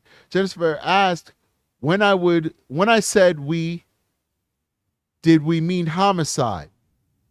I told Jennifer I meant we as the Kissimmee Police Department, but yes, we'll be working it as a homicide because we had a strong belief that Madeline was deceased. Jennifer became silent for a few moments and started to cry. Jennifer said she had been avoiding the internet because of the things being said or leaked to the media, and it was traumatizing to her.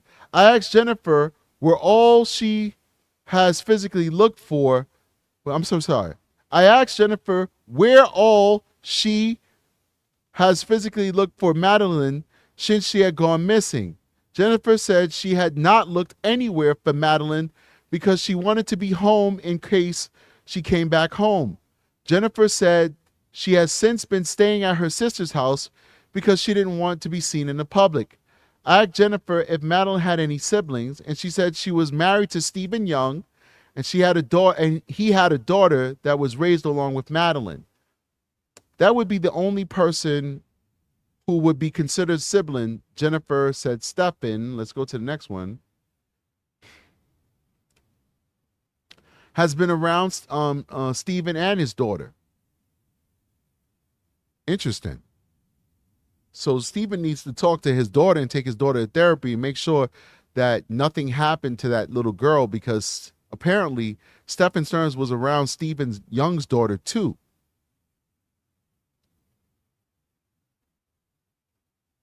So I'm going to kind of skip over this line because it has the daughter's name in it.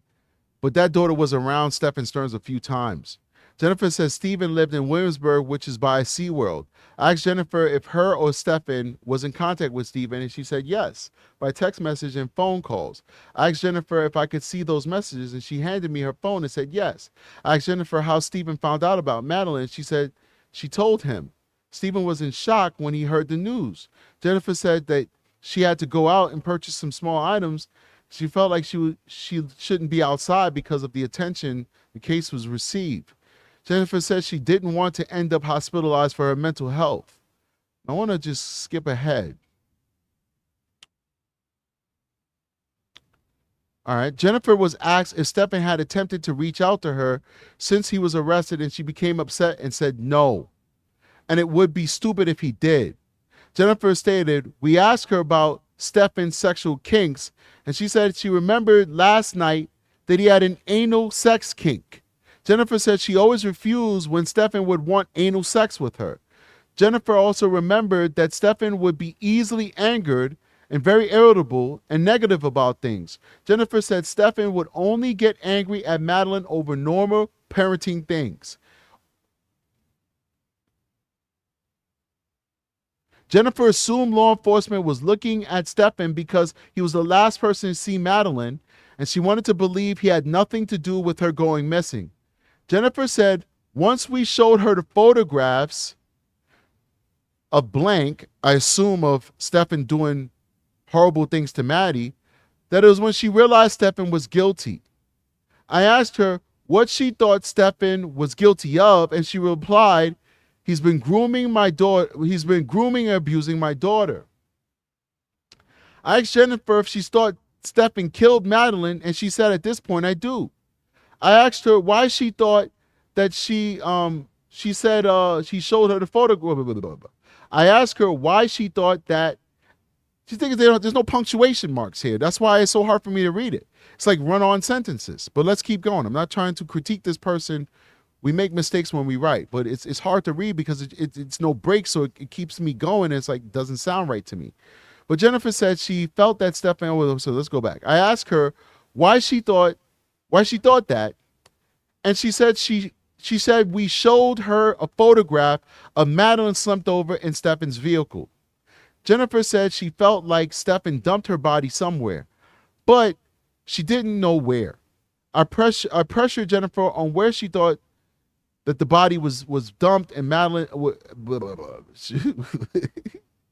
She thought Stephan had dumped the body, and she kept saying she didn't know. Jennifer became upset, and she would tell us if she knew, she would tell us, and she wanted her child back. She arrived at Orange County Sheriff's Office, where Jennifer was taken into the interview room by Detective O'Malley. I think I'm getting fatigued because I'm reading a lot, and I'm not really a fan at the way that these guys are expressing themselves, but I want to get through this. Oh, we're at 1:30 right now, so we're almost done. We have to be done because we have to do the call-in show. Big shout out to everybody who's here. Please make sure you hit that like button. Let's get to 1,000 likes. And the new goal is 100,000 subscribers. So I hope you guys can help me on that journey. Get me to 100,000 subscribers. It's a lot to read, and it's like, oh my God. I placed a phone call to Jennifer to let her know that we had located Madeline and that she was deceased. Jennifer started to cry over the phone and handed the phone to her father to continue the conversation. I told him that I would be in touch with the family in the next day or two. See, the way this person is writing, I like. Flows better. Let's keep going.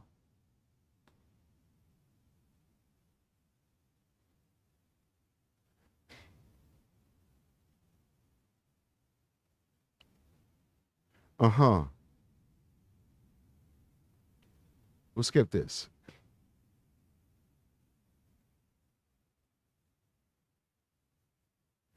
Let's keep going. So Stephan made the comments. Let's keep going. Let me go up a little higher. So where's their period? we're trying to find a period here. Jefferson also stated Stephan and Madeline both forgot their phones when he took her to school. Stephen said he believed Madeline forgot her phone, but thought that it was odd that Stephan forgot his phone because he always had his phone and was typing on it all the time. Stephan said that Stephen said that he wanted to make sure that he spoke with Jennifer over the phone because he wanted to hear the tone of her voice. Stephen described Jennifer's tone as being anxious if something was wrong. Stephen said, let me zoom in a little bit. They were speaking over speakerphone, and Stephen was with Jennifer, and Stephan was in Jennifer. Stephan made the comment that he felt guilty because he forgot his phone, and then he accidentally reset it. Stephen couldn't believe that Stephan was saying what Stephan was saying over the phone. Jennifer began saying what time she thought she woke up because of the dog. Stephan interjected and told her that he would take care of the dog so she could rest. I asked Stephan if he knew why Jennifer didn't go to Madeline's birthday party. Stephen said Jennifer's family can be a lot to handle sometimes. So it's a lie that she didn't go because of work. She had a whole year. She had 12 years to figure out being there for her daughter's 13th birthday party. It's a lie. This is the real reason, in my opinion. Stephen said Jennifer's family can be a lot to handle sometimes, and if she was starting a new job, he'd understand why she wasn't there. I asked Stephen if he thought Jennifer had anything to do with what happened to Madeline, and he said he doesn't feel like she would deliberately known because she had family that could have helped her with the situation. Stephen said blank is starting to see a new therapist, and he said if she discloses anything related to this, because he wouldn't know, he would let us know. So that's good. So he is taking his daughter to therapy And it's amazing how all these people, kids, need therapy. It's just insane. All right, let's keep going. This is going to be the text messages, and after that, we'll be done. And let me just pull up this thing over here real quick so I can get a handle on where we are real quick. Okay, we're definitely almost done. And then we'll go to the call-in show. So upon reviewing Jennifer's cellular phone download, the following was observed. Jennifer would set an alarm at 7:30 to bring her to school. There were messages between Jennifer and Stephan on 7:25, starting at 23:39 hours, that stated the following. 23:39, Stephan texts Stephan, make sure she goes to bed right now. Stephan replies, okay, sweetie. Remember, sweetie is a term that Stephan used in that poem to address Madeline. Sweetie is the same term that Stephan used to address Madeline in that inappropriate poem. Let's keep going. Jennifer replies, good night. Stephan texts Jennifer, she's built her nest and she's settled in. It's weird verbiage this guy uses. Built her nest and settled in. She got to be alive to do that, guys. Can't settle in a nest if you're dead. Jennifer replies, okay, good. Okay, let's keep going. These messages confirmed that Jennifer stated during interviews that Stephan and Madeline were alone. Let's keep going. In the bedroom.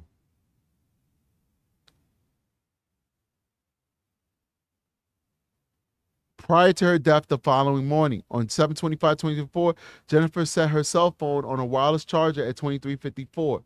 At 2/26/2024, Jennifer set an alarm to go on at 9 a.m. The alarm was removed from the notification while still on the wireless charger on 2/26/2024 at 9:19 hours. Jennifer's cellular phone was physically removed from the wireless charger. This is consistent with her daily activities, with removing alarm notifications or snoozing alarm. There were several other messages between her and Stephan regarding Madeline sleeping in the same room together. There were also text messages between Stephan and Jennifer claiming Stephan gave Madeline an extra dose of her medication when it was not necessary. So this guy was drugging this little girl so he could do what he did to her. You're the mommy. You find out that Stephan is overdosing your child and you're still with him? Wow. Let's keep going. We're not going to read this because this is describing what he did. We already went through that. We don't have to go through it again. And then she got an attorney. On April 18, 2024 at 8:30 hours, Jennifer and her attorney, Matthew Bark, arrived at Kissimmee Police Department. Matthew Bark, I'd like to interview your client. How about you just tell her to come do an interview with the Strategiceyes Show? I promise you, I will be very, very respectful and kind to her during the interview. I just have a few questions, but I would love to speak to her about what happened. Let's keep going. And if she doesn't want to speak to me, I understand. I totally understand.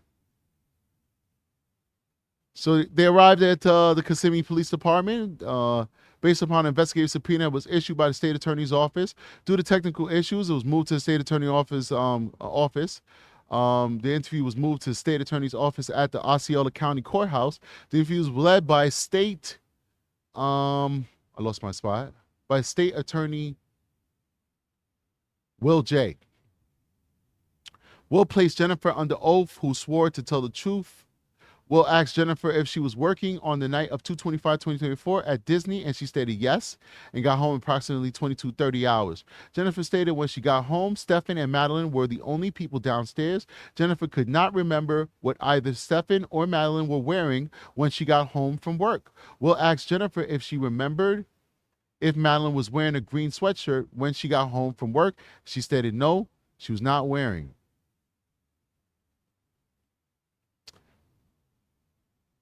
We're going to stop it here. The reason why we got to stop it here is we got to do the call-in show because we're losing time.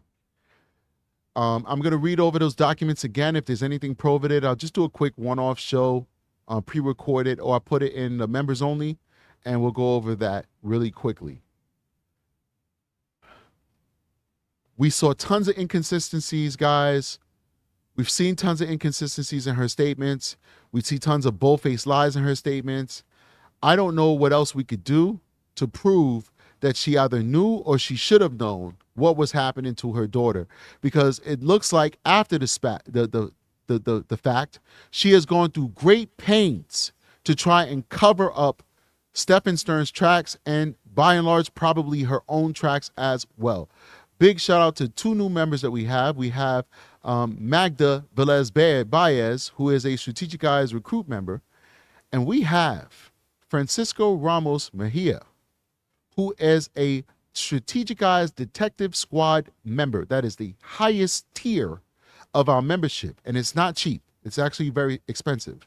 So please reach out to me at strategiceyes@gmail.com, Francisco Ramos Mejia, so we could talk. Because when you are the highest level of the Strategiceyes membership, you have access to Strategiceyes.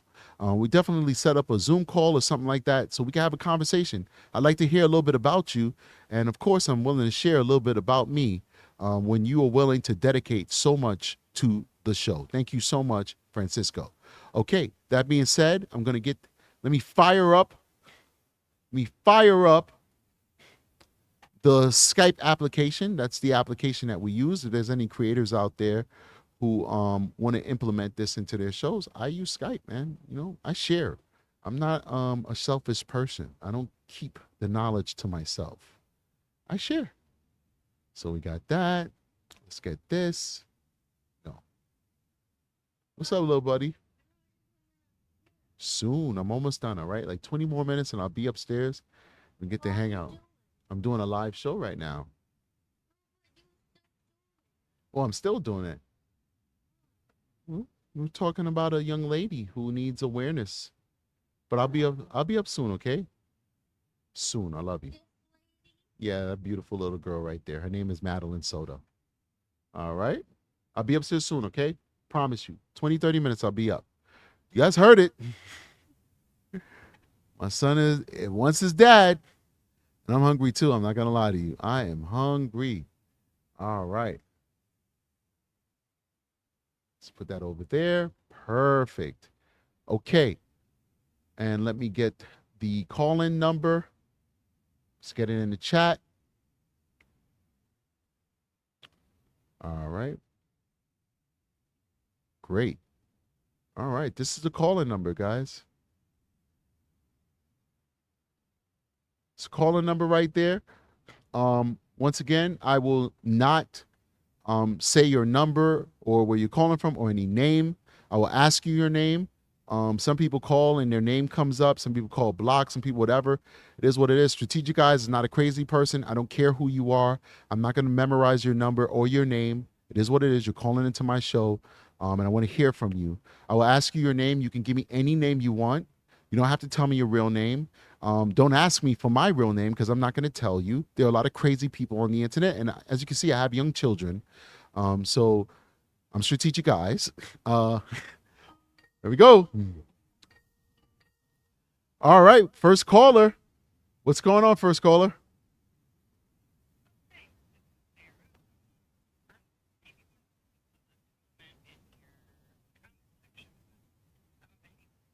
Oh, okay, great, man. Great to hear from you. How long have you been a behavioral analyst? 2 years, great. And where is like the focus of your practice? Like, what are you using your expertise in? Mm-hmm. Mm-hmm.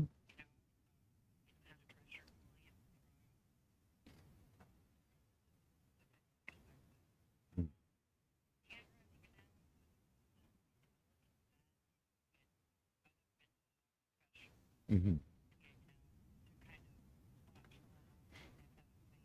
Mm-hmm. Okay. Cool. So quick question before I ask you why you're calling. Did you get a chance to look at the letters between the supporting deposition that's in a handwriting sample of Stephen Stern's and that poem? Did you ever get a chance to look at that?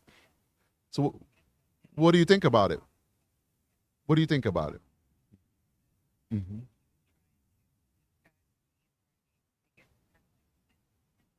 Mm-hmm. Mm. Mm. I agree too. I definitely agree. So what are you calling from? What are you interested in? What do you want to talk about?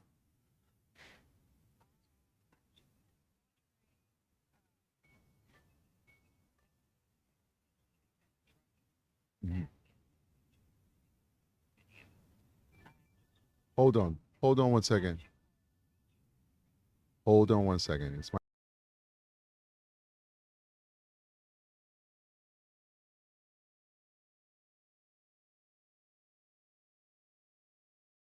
Oh, okay, I got you. All right. All right. They're saying they can't hear you. Can you guys hear now? Let's go to the chat. They're saying they can't hear the caller at all. Let me see. What about here. now? Is that better? All right. So there's a little bit of a delay. Let's see if Okay. so we, in terms of the chat catching up with us. So let's see if they Okay. can hear. You guys can hear now?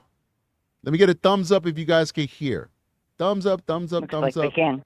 All right, we hear. Yes, we Yeah. can hear. Okay, cool. Awesome. All right. So All right. I don't think they heard anything. So I asked you a question. I said, what did you think about the handwriting analysis for the poem? Can you tell them again what you think? Because I think it's important because you're a behavioral analyst. So this is up your and you said handwriting as well. So this is up your alley. So Yeah. for the Handwriting audience. analysis is right up my alley. Okay. It was no doubt written by Stephan Stearns, I think. You can tell even that there are attempts to disguise it with the kind of the stenciling and the kind of almost font kind of writing, the tracing that you were talking about. Mm-hmm. But again, when you compare the letters, just like you did, Mm-hmm. I mean, it's right there. Right. And I'm definitely And he leaves the clues in the end as well. right. And I'm not an expert in handwriting analysis at all. So I'm just basically You don't going even off, have to be to see it. Yeah, I'm going off my experience and just common sense, like absolutely. clearly, a lot of those letters match perfectly. So unfortunately, I cut you off because we couldn't hear you. What was it that you wanted to speak about again before we move to the next call? I want to make sure you get your Yeah, your sure. time. I just wanted to know, because I think we can deduce that, Maddie was drugged, at least in some instances, by how they talked about the videos and Mhm. that she appeared to be asleep. Should we consider whether he was drugging Jenn as well to make sure she stayed asleep? It's possible. It's absolutely possible. People are saying for me to turn up my audio. When I'm done with this call, I'm gonna see if I could adjust the audio. I don't know what the issue is because, I kind of leave the settings alone. But I do believe that he was that he possibly was drugging Jenn as well. It's possible. It's possible. But I think To be as brazen no, but as he no, was. you know what? I digress. I don't think so. I think she was drugging herself. Well, that too. Oh, no doubt. She was self-medicating, no doubt. But more in line with your point though, because the roommates were saying that there were times that there was one time when somebody was breaking in her car, and they actually tried to wake Jenn up. And this is not a moment when Stephan is abusing a child or anything. They're trying to wake Jenn up, and she can't get up. So I think her regimen was enough to put her out. And so I don't think that he needed to, but we all know for a fact that he was agree. He was drugging Maddie, and he was over drugging her as well. Because even mommy was saying, Jenn was saying, hey, you gave her too much medication. What's going on here? Right. You should be freaking out. What do you mean you double dose my kid? Mm-hmm. I get in trouble if I give you too much Tylenol. Come on. Right. Common sense. Well, thank you for calling. I appreciate I was just you. curious on your thoughts. Mm-hmm. Thank you so much. Thank you. All right. All right. You bet. Thanks. All right. Let's get to the next one. All right, caller. How you doing? Welcome to the Strategic Eyes Show. All right, caller. How you doing? Can you hear me? Hey, hi. Let me turn my phone up a little. Okay. Hi, this is Michaelina from Pennsylvania. Hey, nice to meet you. How are things in Pennsylvania? Oh, beautiful. I actually called, I think, in one of your first call-in shows about Madeline's white crock. Yeah. Her crock in the house and then her crock in the bedroom. Right. So Well, one crock now- was in the garbage and one was in the bedroom. Yeah, that's what I meant. One in the Right. dumpster, one in Jennifer's bedroom. That's correct. Which is even crazier than I thought it was in her little bedroom area. No. But to kind of tag along with that, Mm-hmm. so not only did Jennifer not notice that one white crock inside the house in her own bedroom, but that notebook that was found Right. with those drawings in it, I mean, any mother, again, would be looking through notebooks, diaries, journals to get a clue as to where their missing daughter could be. And Jenn, obviously, she either didn't look because she knew that Madeline really wasn't missing, or she just wanted to do drugs and go to bed and sleep with her anxiety and just not worry about it. Right. But the other thing that I've been thinking about is her statements about her car.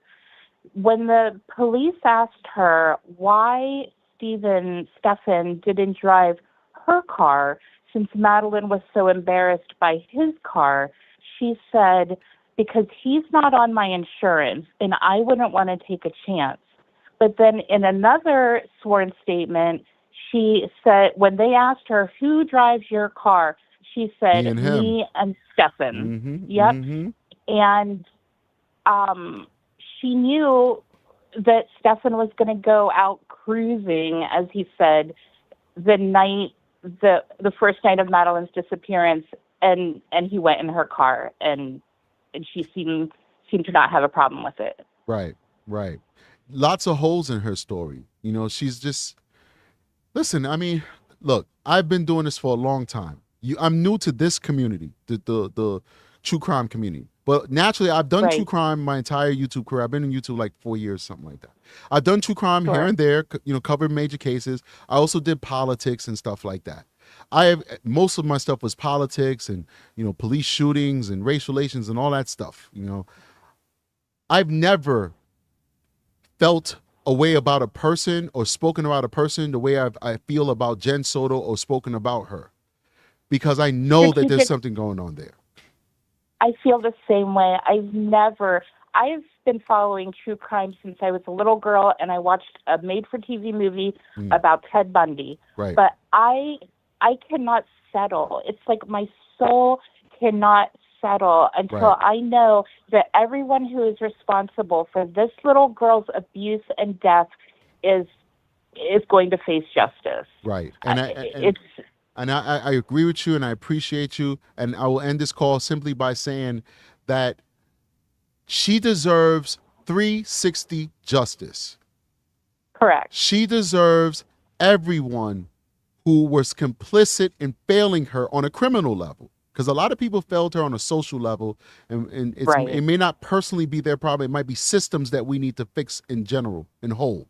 Right. But everyone who failed her and aided in this criminality that was inflicted against her needs to pay. And in my opinion, I think Jenn Soto is one of those. Thank you so much for calling. I appreciate you. Thank you. Have a good weekend. You too. Bye. Bye. Next caller. Welcome to the Strategiceyes Show. Hello. Hello. Hello. Who are you and where are you calling from? Hello. I'm calling from Charleston, South Carolina. Nice. Welcome. How's the weather down there? Hello. It's a little bit cooler today. Brutal.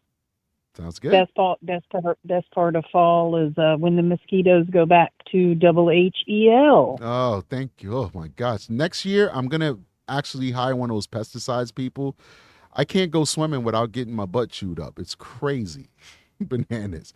Anyway, what's your name? If you have a big yard, you can plant lemongrass and you can plant oregano, and that will keep them mostly at bay.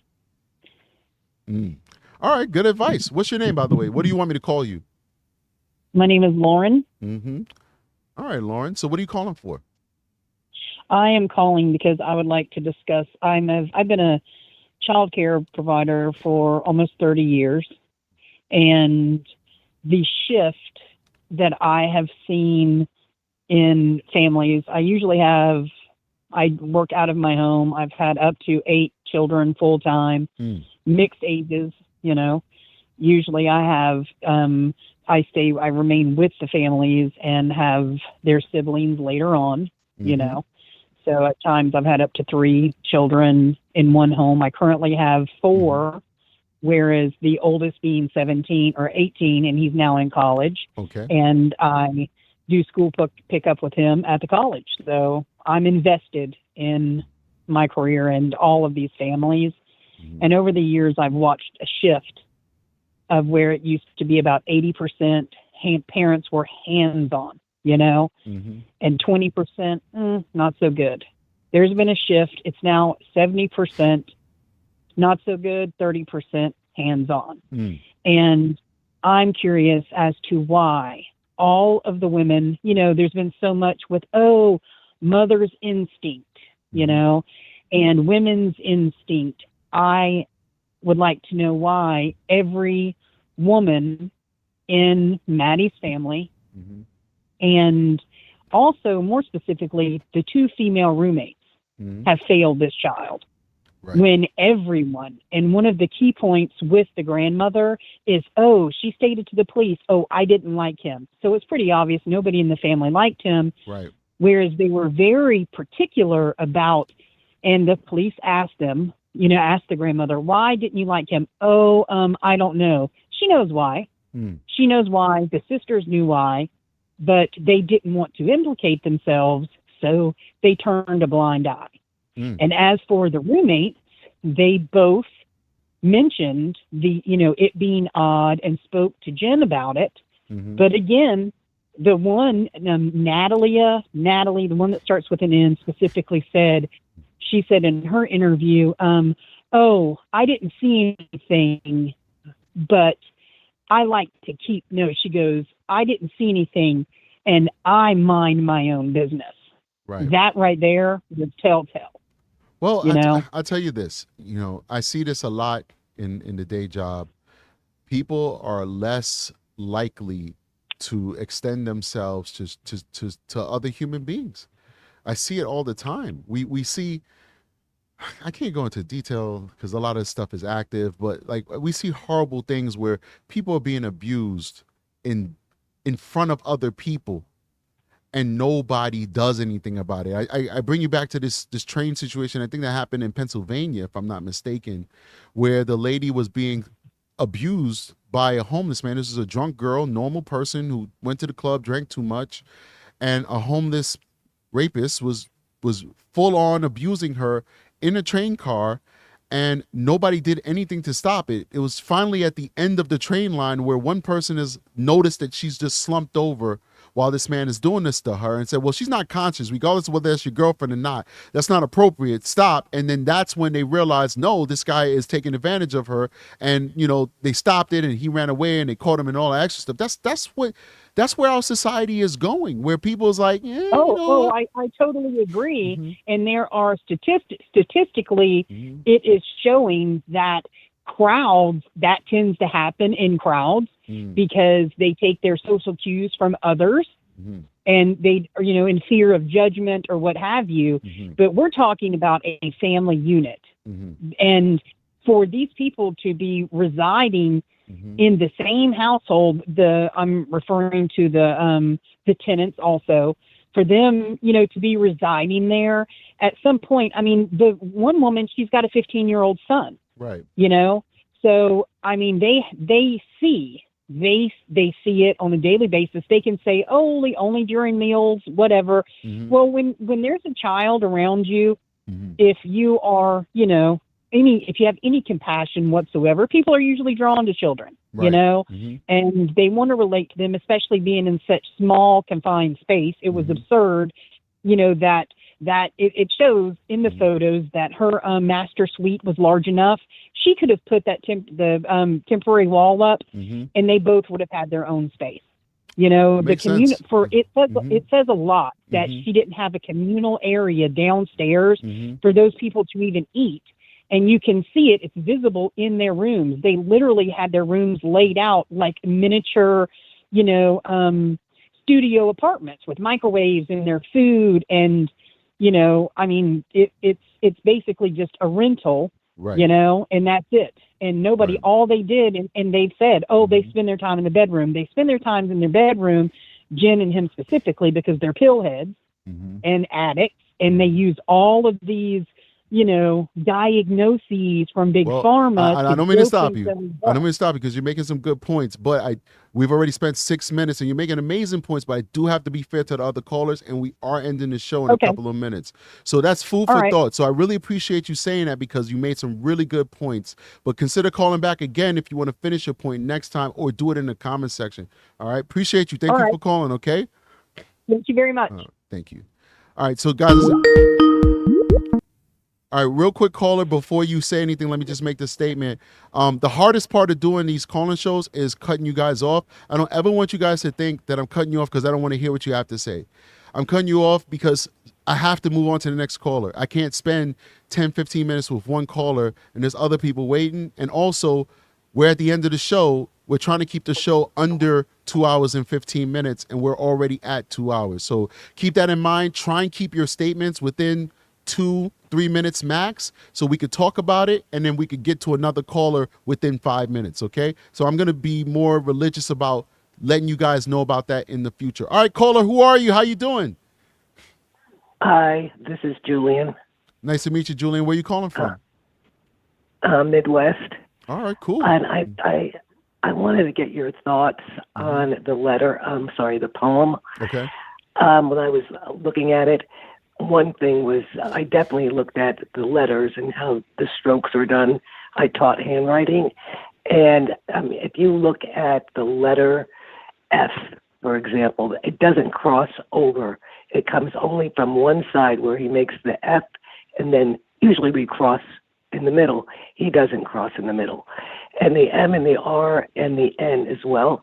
But what made the hair stand up on the back of my neck was when I was reading the words that he was saying and what he was saying in the interviews. Okay. The words are similar. For example, when he says, I'm looking at the letter right now, about crying, where he with no end in my tears, when he was saying in the interviews that he couldn't stop crying, the tears were coming. Right. And then also where he says, I held you in my arms, the way that he killed her, he's looking at her face, he's looking at her hair, her eyes, her mouth. He's got to hold her in his arms. And the wording is so similar to what he was saying when he was being interviewed. So that made me think that this was definitely written by him. Right. And I was wondering if you saw any of that as well when you were reading it. Oh, yeah. I mean, we pointed out the sweetheart stuff, that's verbiage he's used before.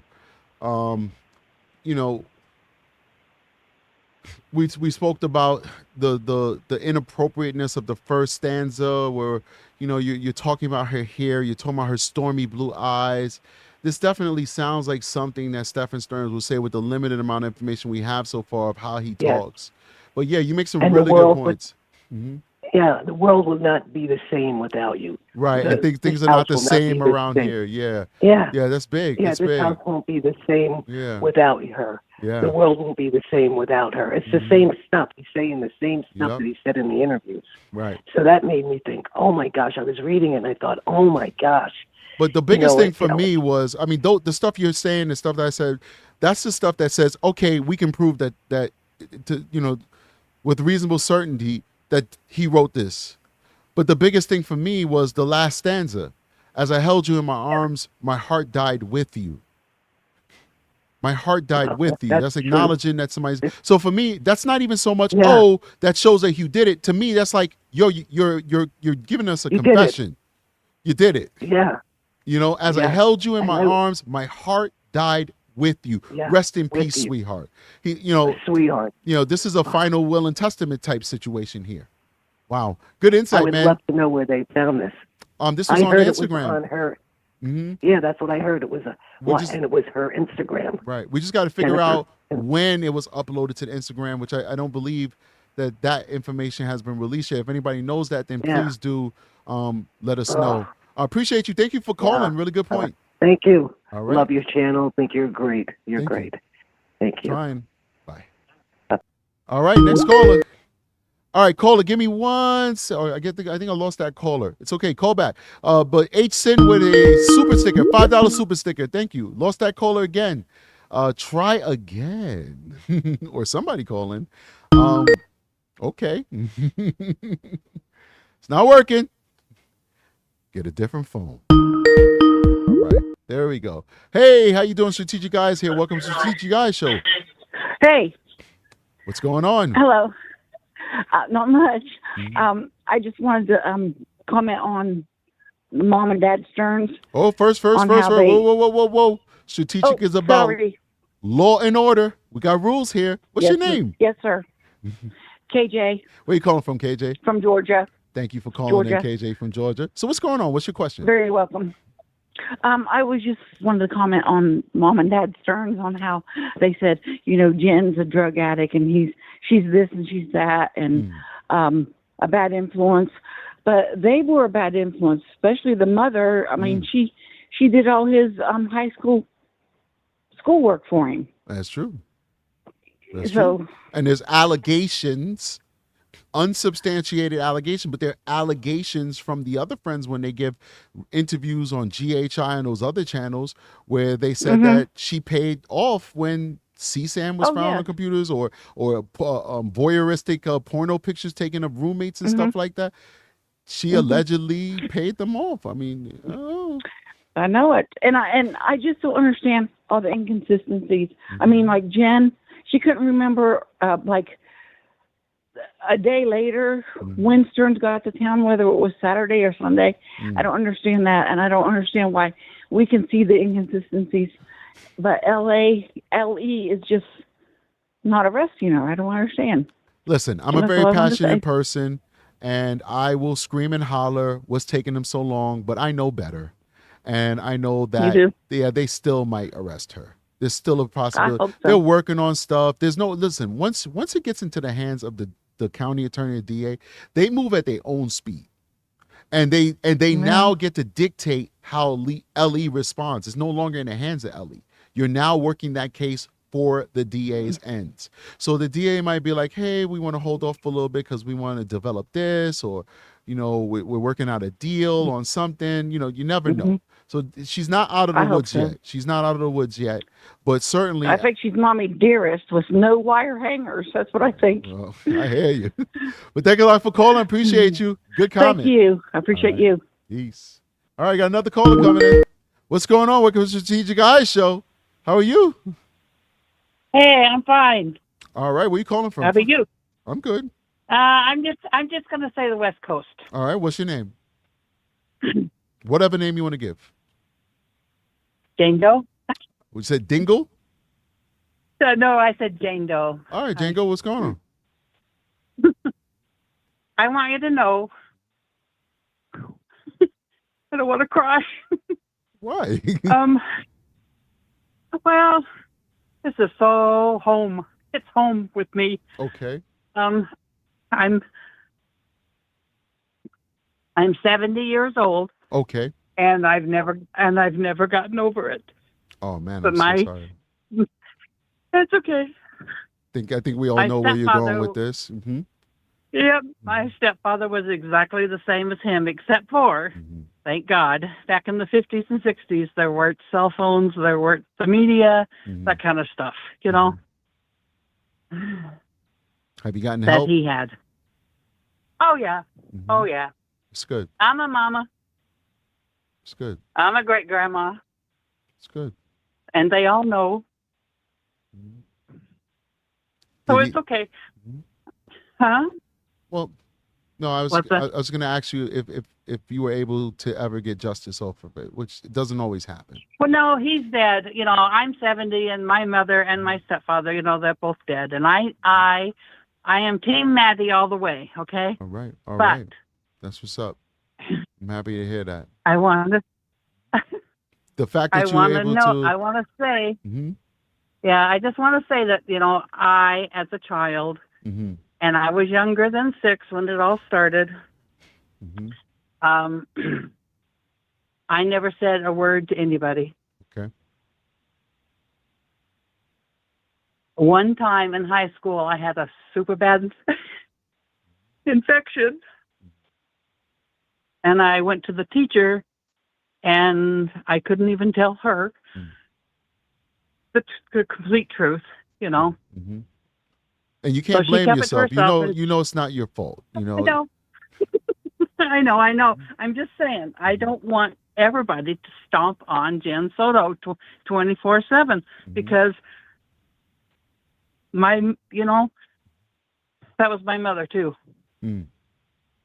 Denial. Right. My stepfather died years before my mother did. And,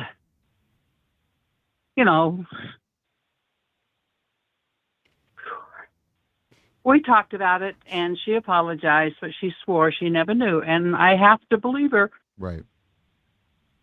But at least she apologized. At least she acknowledged. That's more than many victims get. Yeah. She apologized, and, when she passed, it was hard. Right. But it happened. Right. So I know that Jenn Soto is not the only mother in this world that could have happened to. Right. My mother wasn't addicted to drugs, but they were definitely addicted to alcohol. Right. So. I really appreciate you calling and sharing this with us. Before I let you go, I want to definitely let you know that this stuff is heavy, and please make sure that you take the time to tune out of this, to tune out of the Strategiceyes show, tune out of these other shows, and just make sure that your mental health is always the most important thing. Okay? Yeah, I know it is. It's triggering. Cost really me some is. sleep. Yeah. It's triggering, but I just, I feel bad for all of them. Like I said, I'm Team Maddie, and I hate Stephan Stearns, and all men like him. But I feel for Jenn Soto. Right. Thank you so much. I appreciate you for calling. Okay, thanks. All right. Bye-bye. Have a good dinner. Go eat dinner. Appreciate you. Such a nice lady. Sharing that with us is powerful. Appreciate her immensely. How you doing, caller? Welcome to the Strategiceyes show. Oh, my goodness. I can't believe I'm in. How are you? I'm good. How are you? I'm good. So my name is Megan. I'm calling from Long Island, New York. Okay, cool, Megan. L.I., what's going on? What's happening? L.I. So not too much. I just want to give my opinion. So I'm the psychiatric nurse practitioner who's been following your channel. Okay. And just wanted to tell you how much you I suck, enjoy Strategic. your show. You suck. I am a psychiatric nurse, and I'm telling you, Strategic, you suck. That's what you wanted to tell me? Love your show. You're doing a great job. I love Appreciate your you. perspective. Thank you. A couple of things. First off, I think that you were spot on with the letter. He has made those, used those exact phrases when he was speaking with the police during his first interview. So to me, it sounds like the words are coming right from Stephan.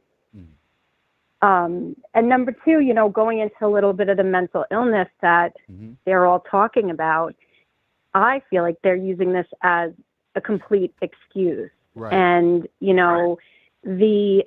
the diagnosis of bipolar, that's just a diagnosis I feel gets thrown around so often.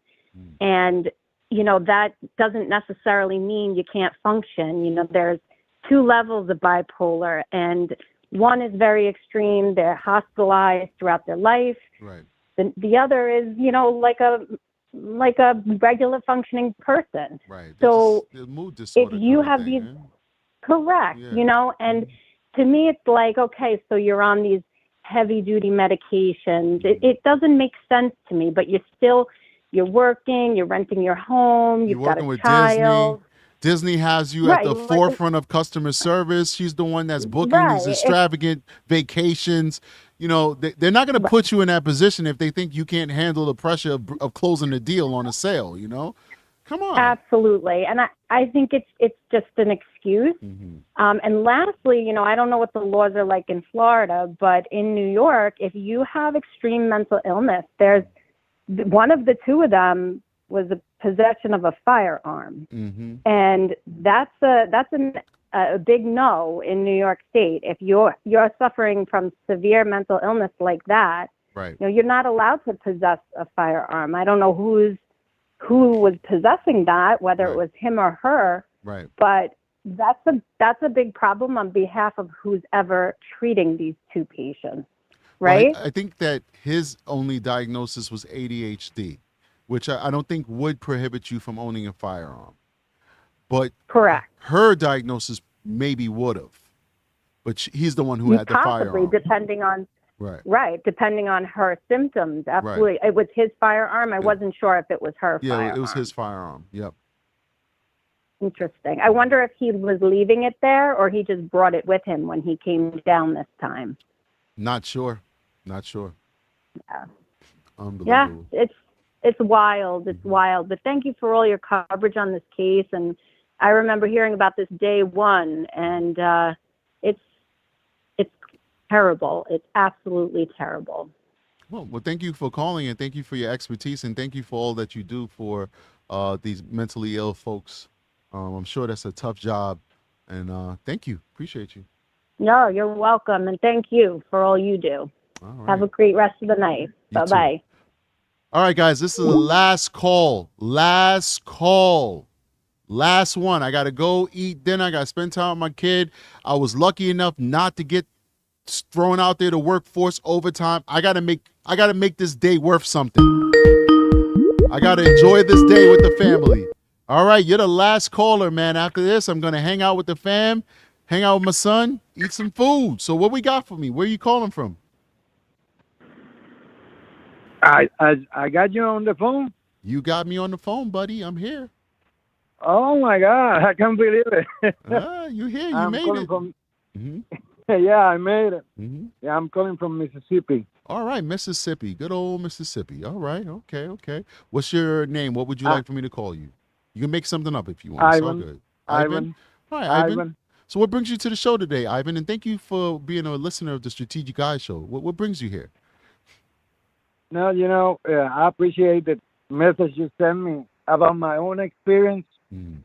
And I heard the lady speaking to you earlier. You broke my heart, the 70-year-old. Because I know what I went through. And I know what Maddie, this case, I don't know why it has touched me so much.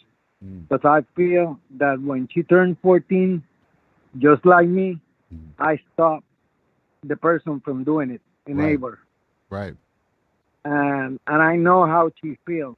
And the first time it happened, I was 9 years old. And in my time, it was a taboo to speak about it or say anything. Thank God, I had great parents, but there were things that you never spoke back then. Right. But now I think we need to speak for her and tell people, let the children talk, listen to what they say. That's right. And keep an eye, on everything. Right. And right now it's like I'm raising my disabled daughter on my own. I have full custody.